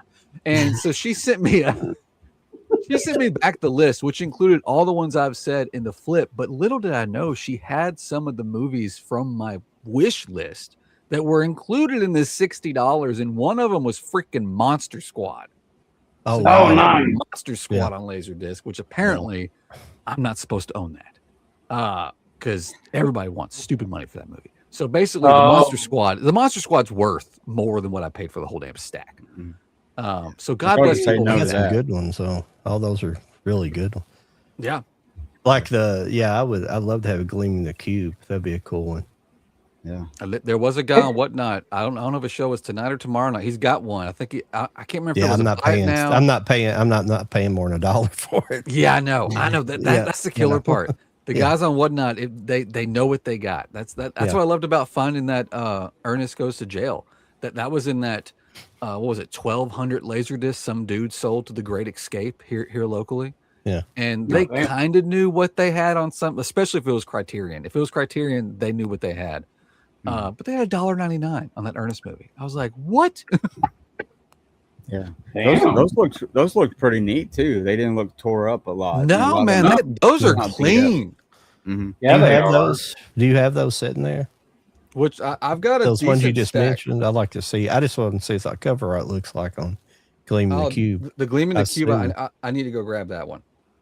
Yeah. That one's out in the movie room here. I did get this. Super stoked about this. Look out. Last Starfighter. Oh, that's cool. Oh, Yeah. nice. That's just what's so great about the art. You get the full picture get that the you didn't full really thing. get on the you didn't get on the VHS cover really, or That is kind of one easy of the things. easier to comprehend. You know, That's one of the things that I find kind of lazy though. Gleaming the Cube does it. Monster Squad did it, where they basically just took the VHS and blew it up because it just stays VHS rectangle, and then you get like a laser disc coming out the sides. So it's like, guys, give me like a full freaking picture. Clueless, God bless. yeah. I don't know what all you have, Jody, but do you have, like, say, Legend, Tom Cruise? Let me hang on. I also have a giant stack still that I need to. Oh, I did get that one. Some of these aren't like super rare or anything. You know, That one's rare, John, because it's the AC3. It's the digital Dolby one. Yeah. I got the other version that's not digital Dolby. But Charlie, I'm wanting to say I've bought it. I haven't scanned it yet, so it's not in my app for me to 100% say I own that. Oh, okay. But I did get that. yeah. And Desperado. Labyrinth, I got it. Okay. I don't have it next to me, but I got it. Nice. And I did break my rule. I've broke my rule several times. I've started to get a few Japanese. I got the Japanese of Inner Space just because the movie was awesome.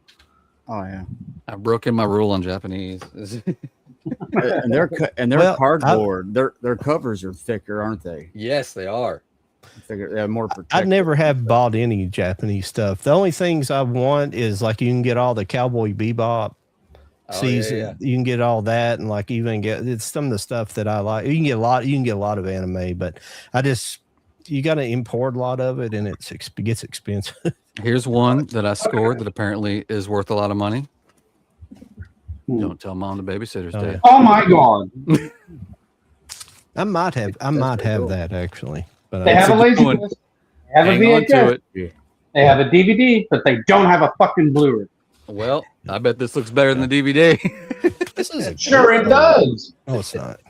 Hey, John, I got the Criterion of Boogie Nights. I did a couple of videos recently where I just pulled a few out and was like, hey, look at this. Hell yeah. And that was one of them. But yeah.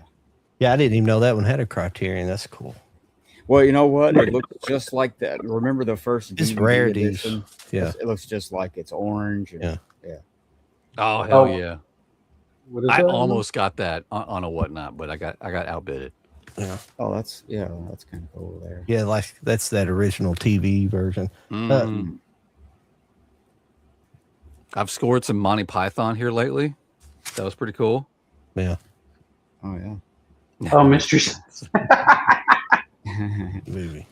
I'm going back, gentlemen. Like y'all probably saw my Instagram video. I've got VHS going again. Yeah. I'm getting in trouble over here. Unfortunately, I think you can only get this in full frame. You can't get it in widescreen. I'm pretty sure. There's a database, huh? What was his name on that movie? Was it something Happy Harry Hard On or something like that? Hang on, I'll be right back. Hang on. Oh, here's a challenge for you, John, or maybe Mike. I'm not sure if it has one or not, but you guys can tell me. Orgasmo. That's a good question. When did it come out? Yeah, it depends on when it came out. Yeah. I want to say it does actually. Because I think Basketball has one. Their other movie they did. I'm trying to think. Yeah, I had Beavis and Butthead the movie. I don't know if I have. Was South Park movie had one? I don't think I have a South Park movie Laserdisc. I could have sworn I saw Laserdisc of Bigger, Longer, and Uncut. It should, because it came out easily in the 90s. Oh yeah. So this was a cool one. I wish I remember I had this out other night, but for watching. Lost Highway. Sorry, I've That got them one's in worth the, a lot I've of got money the too, polys. man. They're hard to see. Oh, too bad you didn't have that when our guest from last week. Well, I did have it set out. I've had these stacks set out for a while because I knew Jody was wanting to do that, and I was going to be. Here you go, John. Yeah. Here you go. Bam. Oh yeah, it's one of those. Yeah, it's still Image. cool as hell having that. But, Yeah, it is. I was But when she was doing that flip video and I saw that, I was like, hell yeah. Here's the Monster Squad. oh yeah, That's cool. yeah. The problem is those are not widescreen either, though. Yeah. Because Had to you grab- can't. There's several movies like that you can't get in. Oh yeah, that's cool. You just can't get in full. You know, you can't get widescreen or letterbox or whatever. It's aggravating. A movie you should look for if they have it as a Laserdisc, Oh, and I'm yeah. pretty sure they probably do. Is called My Boyfriend's Back. Oh yeah. Oh yeah, is that a vampire movie? Or I got something? freaking Fright Night from that chick. Zombie. He comes back as a zombie. Yeah. Oh, okay, yeah. Yeah, that's. You that's had this cool. one, Mike. This No. Stanley Kubrick double feature, Mm-mm. The Killing and Killer's Kiss. No, I like the Killing though. That's a good one. John, I picked this one up because as soon as I saw it, I knew you'd appreciate it. There you go. Yeah, I have that. I have that. And Yeah, I got that one too. that's another Yeah, one that's- that needs a widescreen and never got one. Oh yeah. You need to watch it now. I don't know if you've watched it yet, but you need I haven't to watched watch. this yet. No. I gotta get it in a Yeah. better sleeve. This sleeve's dirty as hell. Have you watched your Blu-ray or whatever? Did Mine's I all watch beat that? up. It's tore up. The jacket's. Oh, yeah, this is a cool one. The Ruddles. You guys seen the Oh Ruddles? wow, I've never seen that. Yeah, you never seen the Ruddles before? I don't think so. Oh, Turn it yeah. around. What's on the back? Does it show any scenes? Yeah, it's kind of like a Beatles mockumentary. Yeah, it's It, think it I've ever was seen done that. by part of it's Monty Python. Monty Python and parts like Oh, shit. SNL. There's a bunch of them, and George Harrison shows up in one scene. It's fucking funny. Is It's it? made to be it's a mockumentary. It's made to be like a documentary of these people. It's like the Beatles, but it's a comedy. So Damn it! I need to find that then. like the John Lennon's character his name is Ron Nasty for some reason. And then he wants on the squadron of tanks. And Barry Wom is the Ringo Starr. He's I want to be a hairdresser. No, I want to be two hairdressers. The Ruddles is funny. Yeah, you can find that on Blu-ray. Yeah. Yeah, But, I've never owned it. But here's the Monty Python connection. Also, Neil Innes, who plays the Ron Nasty, who's the John Lennon character. He's in all the Monty Python stuff. He's like he's usually background artist, but he's a musician. He did a lot of the music and stuff for Monty Python and things like that. But he like in Holy Grail, he's like one of the guys in the back, either like clacking the shells or he's always he's the guy sing whenever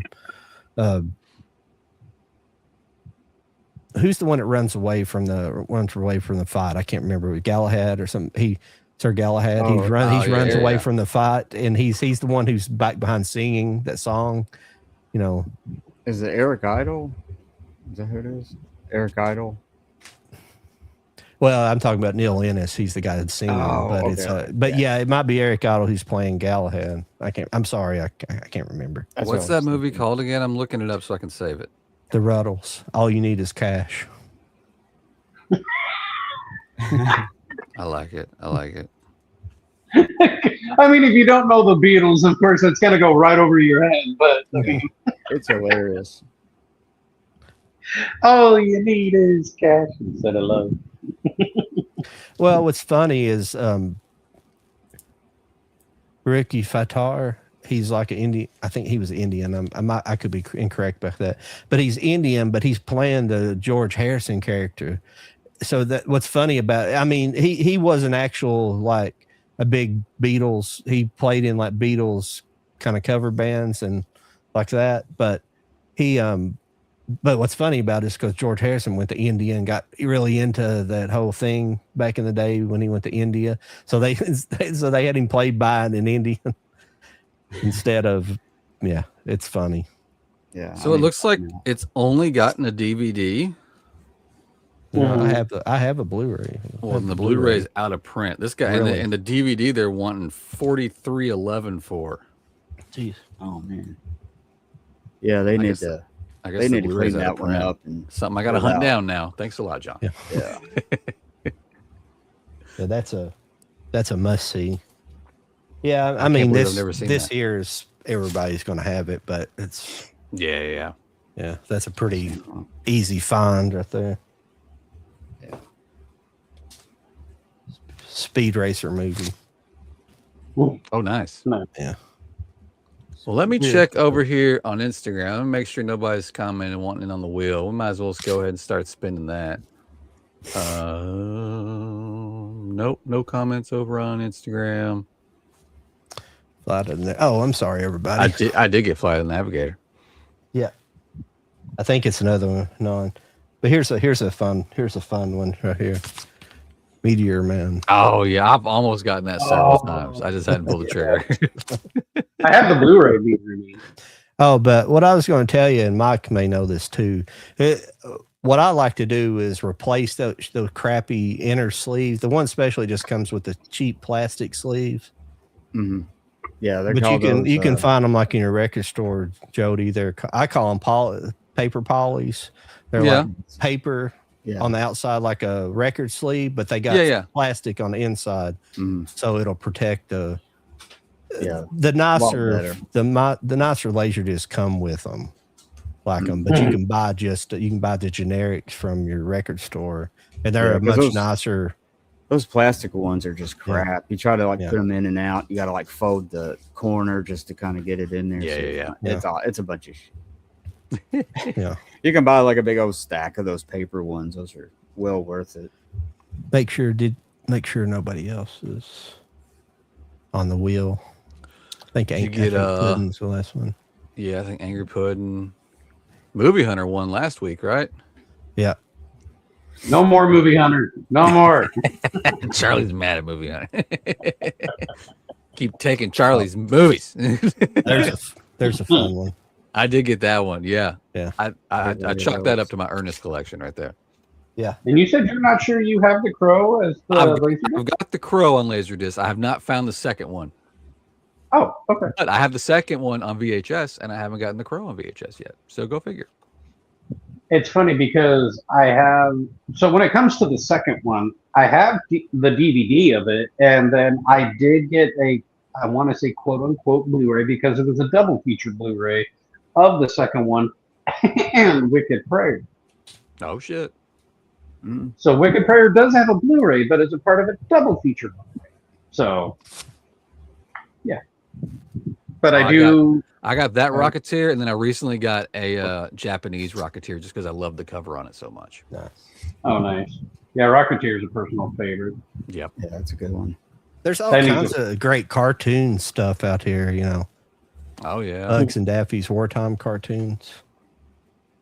Yeah, it's pretty cool stuff. Yeah. There's all kinds of great box sets with that stuff. Mm-hmm. What's so cool about I got several of these sci-fi box sets with the 50 sci-fi, and there's 4 movies, and what's cool about them is the way they made them. Instead of each movie having its own disc, like when one movie ends, the next movie starts. So if you're having a movie marathon, it just keeps going. There might be a little blank spot in between the movies, but it just keeps going. So it's not like you have to change a disc. Eventually you do, but you usually watch one movie plus part of another one, and it keeps going. I love that. Yeah. Got half of the other one. Yeah. We are on the John, I'm going to text you 2 more names to put on the wheel real quick from Instagram. Who is it? If you type. Do you get anything new this week? All I've got was the Barbarian Steelbook that came in yesterday, but I forgot to bring it to the closet, so I think it's downstairs. We kind of end up turning into the Laserdisc show. I know, right? Yeah. Hell, Yeah. I'm down for it. Nothing wrong with I sent that, you two names from I IG. did get that. the I got Mars Attacks. Yeah. But you actually, when I first saw this, I was like, well, I'm not sure about it. Then you see it when you do that. That's really cool. Yeah, that was a cool feature. I think Yeah. I've got the collector's edition coming from somewhere. I just got to figure out. I gotta remember where the hell I pre-ordered that from. I got I'm gonna get you sucker Vinegar Syndrome. Oh, shit! Nice. It's nice, yeah. Look at that box. Nice. It's nice. It's got a It's little when, magnet. it's when movies like good. that get that kind of notoriety right there. It's just it's, I like It's got that like this little unnecessary. magnet thing here. It's pretty nice. Yeah, it's yeah. Well, unfortunately for me, I don't have anything new. So, I mean, it's just, I can't buy anything. I really can't, you know, and it sucks. I understand it, but it does suck. I really, there's a bunch of stuff that I still want to grab. Like, I would like to get the new Godzilla -1 thing that's coming out because I kind of lost out, you know, on the other one from before. And then the Mortal Kombat Arrow set, you know, that I really wanted to grab. And there's a bunch. And it sucks. I'm not going to lie. It sucks. Because being a movie lover, it sucks. Yeah. You just got to keep a list and be ready to rock and roll when you're ready. Yeah. Oh, well, that's why I have my Amazon wish list so I know what I want to grab when I'm able to. Yeah. I end up just picking up that Kill Bill. I just picked up the regular 4K of it. I just didn't need another, even though that box set's nice. But, you know, I didn't watch. Actually, I watched Mid-Level Media. He put his video out about that. Ken. Special edition set. Yeah, Ken. Mm-hmm. And I got the white one that you open it up and it's got a veil. Yeah. It's got her veil and stuff. Yeah, I just didn't want another because I have that big old umbrella set, and I was like, I just don't want another special edition. It's nice, but I don't like the veil. I think that's kind of the veil's weird. I mean, it's nice that they give you like a clear case to put it in, so it's just not always flopping around and getting ripped in a shelf. But I didn't order it, but I helped a couple of guys from overseas get it, so I have seen it. I held it in my hand, but I didn't get it for myself. Well, like what Kim was saying, he said, you know, when he opened it up, he's like, don't worry, I'm not going to pull it by it's got a magnetic top. So I'm not going to pull it by. He's afraid it might pull it away. Hey, I mean, it's cool. It's got some cool stuff. It's just, I was just happy to get the 4K of it to see the movie. I got a really good deal on it. I just pre-ordered from Lionsgate, and it wasn't that much. So I just said, man, what the heck. That's pretty I don't have any other special. It's a cool set though, but see, you don't have that other. You probably don't have that other Kill Bill. I already had that, so I was like, I don't really need another special edition set. That's why I justified it. I got a Japanese bootleg of it on Blu-ray, but I don't know if it's the same cut or not. I need to watch them and stuff. I know it doesn't have that new animated sequence in it that's on the new one. But the new animated sequence is awesome. Yeah. So when when it comes to getting things, of course, thrifting, this was $1 when this thing for brand new goes for $30. The Passion of the Christ, the actual score. Oh, no. Yeah. This is a really, really good score. I really enjoy this score. I listened to it in the car, and it's very haunting, not going to lie. But a lot of my soundtracks that I have in this. Sorry, this thing keeps beeping on me because it's telling me battery. But a lot of them I find at the thrift store. I have like the Tu Wong Fu soundtrack / score. I have like Troll from the 80s. You know, there's a bunch that I have. But this is awesome for $1. Hell yeah. I don't ever see that. Like if I go to Goodwill or anywhere, I don't ever see that for sale. But it's definitely worth it. Oh, I did pick this up cheap, but I'm pretty sure Charlie's already showed this to us before. But I picked up that Matilda SteelBook. I have. Yeah, pretty sure you've showed it to us. It's a good looking SteelBook. Yeah, I think I did show it on here when I got it. Yeah, when 2023. Yeah. Oh, I actually, you know what? I forgot I pulled all these. I did this several weeks ago before we had the computer issue. I did that whatnot where I sold off all my dad's movies. I found within his movies some DVDs that I thought I sold long ago, but apparently I gave them to my dad. So I got them back. So I got Basketball Diaries on DVD. Oh, nice. Which is hard to get anywhere on anything. Yeah. I got this 7 edition back that I have always regretted not holding on to this release because I think this is by far one of the coolest editions of 7 that we ever got. Yeah, that's a good And one. I thought I let that go forever ago, and there it was. So I grabbed it, and I got that awesome Dogma release that came in like the Bible. Nice. Oh, yeah. Case. Yeah. The 2 flipper. It's even still got the little thing in there. Yeah, I was pretty stoked. I was going through his stuff, and I was like, "Holy shit! I don't remember giving that to my dad." I'm going to make a video, Jody, with the stuff I bought from you. I just haven't made it yet. No, you're good. I've had like 4 videos I made, and I'm putting them out. I got one more before it, but I'm going to do it. And I didn't make it in there Friday. I kind of forgot. I did a bunch of mowing that day, and I was worn out. And then by the time I just completely forgot about it. It's all right. I'll probably never. I'm kind of digging the Sunday shows, honestly.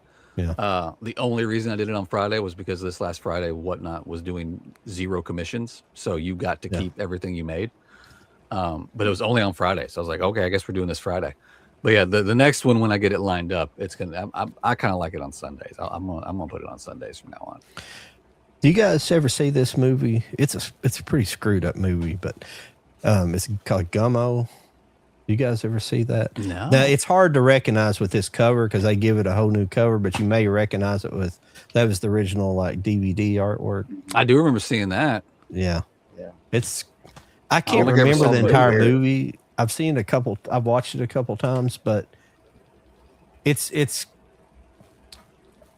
takes place I think it's in Ohio, but it takes place after like a tornado or something that's kind of ravaged the town. It's kind of like the aftermath of it, like maybe a year after, and everything's kind of screwed up. But it's just these people walking around. It's kind of filthy, it's kind of a slice of life kind of, but like that character, like on there, he's that kid, like him and another kid, like at early in the movie, they're like, they kill a cat. And they take it to like, I think it's like a Chinese restaurant or something, or a market or something. And they're selling it to Korean market. I don't know. I'm sorry. I said that in my video. I don't know which one it was, but it's pretty weird. They sell it to them, and they immediately, after they sell it to this place, they immediately go and buy airplane glue and start huffing airplane glue. And it's that kind of movie. It's screwed up, but it's a good movie. Yeah, it's interesting. Yeah. Let's hit the 7 right now. Oh yeah, we need to spin that wheel. John, check your DMs real quick. I did send you 2 names. Oh shit, yeah. You're good. It's just 2 names to add on the wheel real quick. We'll start spinning that wheel, and we'll get this going. Again, if you're outside of the United States and you want on the wheel, that's totally cool. But I'm gonna need you to help me pay for shipping, okay? But as long as you're in the United States, if you get the winner, then you're going to get this in the mail as soon as I possibly can, unlike our past giveaways, which took me several weeks to mail out. But I'm going to get this going fast. So just tell John in the comments real quick if you want on the wheel. We're going to spin the wheel.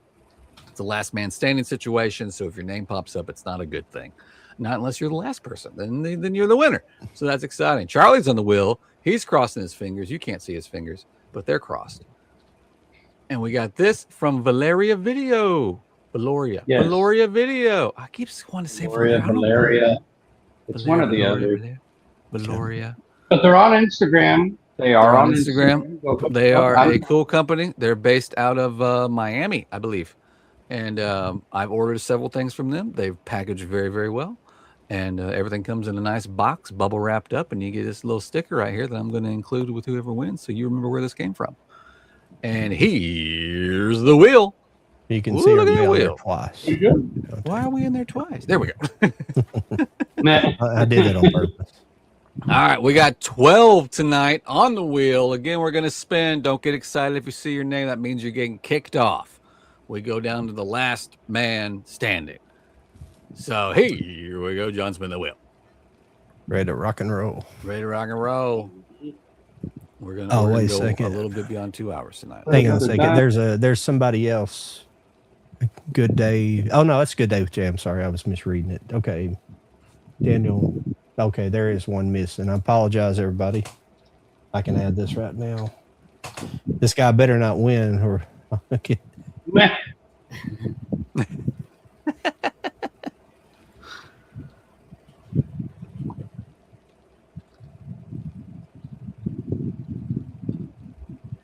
Hope it's close enough. Sorry. There we go. I think that's it. Make sure that's it. Yes. Sorry, everybody. Let's rock and roll. I just about missed you. I apologize. I got distracted. Talking about a dirty movie. Oh, movie hunter off right off the bat. Oh, Wait, who was it? Movie Hunter. Movie hunter. Oh, movie hunter. You can't be mad, movie hunter. You've won twice. All right, so. Well, there's he's. Don't they have a steelbook of that? He's probably got it. If they have one. Not yet. As of right now, France is the only one that's gonna be offering a steelbook. We have not in the U.S. gotten a steelbook for this. Oh, Bubba. Nope. Vince, the movie man. Sorry, Vince. Bye, Vince. It was almost Bubba. That was close, Bubba. Appreciate everybody stopping by this evening. Yeah, thank you to everybody. Yes. Had a kind of a slow start, but Charlie. God damn it. Indeed. you will be revenged. Charlie will win this one day. Charlie. I was hoping for Obsessed, if anything. That one, it's a really good film. I don't know how to feel about Obsession or not. I wasn't blown away by it, but it was good, but it was predictable. But that's kind of what I say about all horror movies. But No, I get that. I wouldn't say that I was like blown away, but I really Jay did with enjoy Jay. it. Sorry, Jay. Jay. it was good though. It's just I need to watch it. I like the score, the music to it. That's what kind of drew me in a little bit more. Big neck. Ah. Sorry. You've been eliminated. Dun dun dun. why is Obsession written on here? What, as a contestant? I didn't write that in there. It's going to win itself. Eh, What the fuck? I did not write that in there. I think we got a ghost in this house. Literally. Ha ha ha. Well, But Obsession, yeah. if you got to take it off, take it off. Yeah, I took it off. No, nothing. That's strange. I don't know why that was. Bella Zarillo. Ah, Bella Zarillo. So sorry.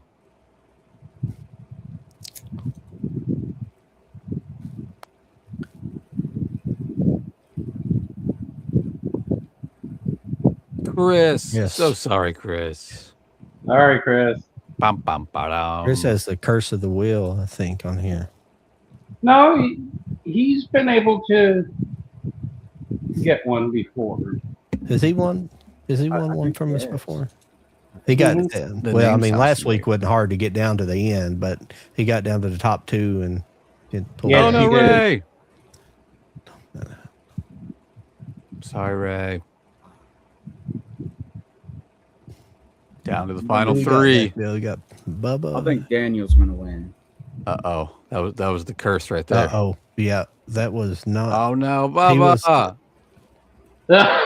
Shit. Sorry, Bubba. You gotta be kidding me. What did I curse the? Yeah. These are last entries too. Oh no. Oh, Oh, it looks like we got. I don't know how to pronounce his name. Well, Mike's our winner.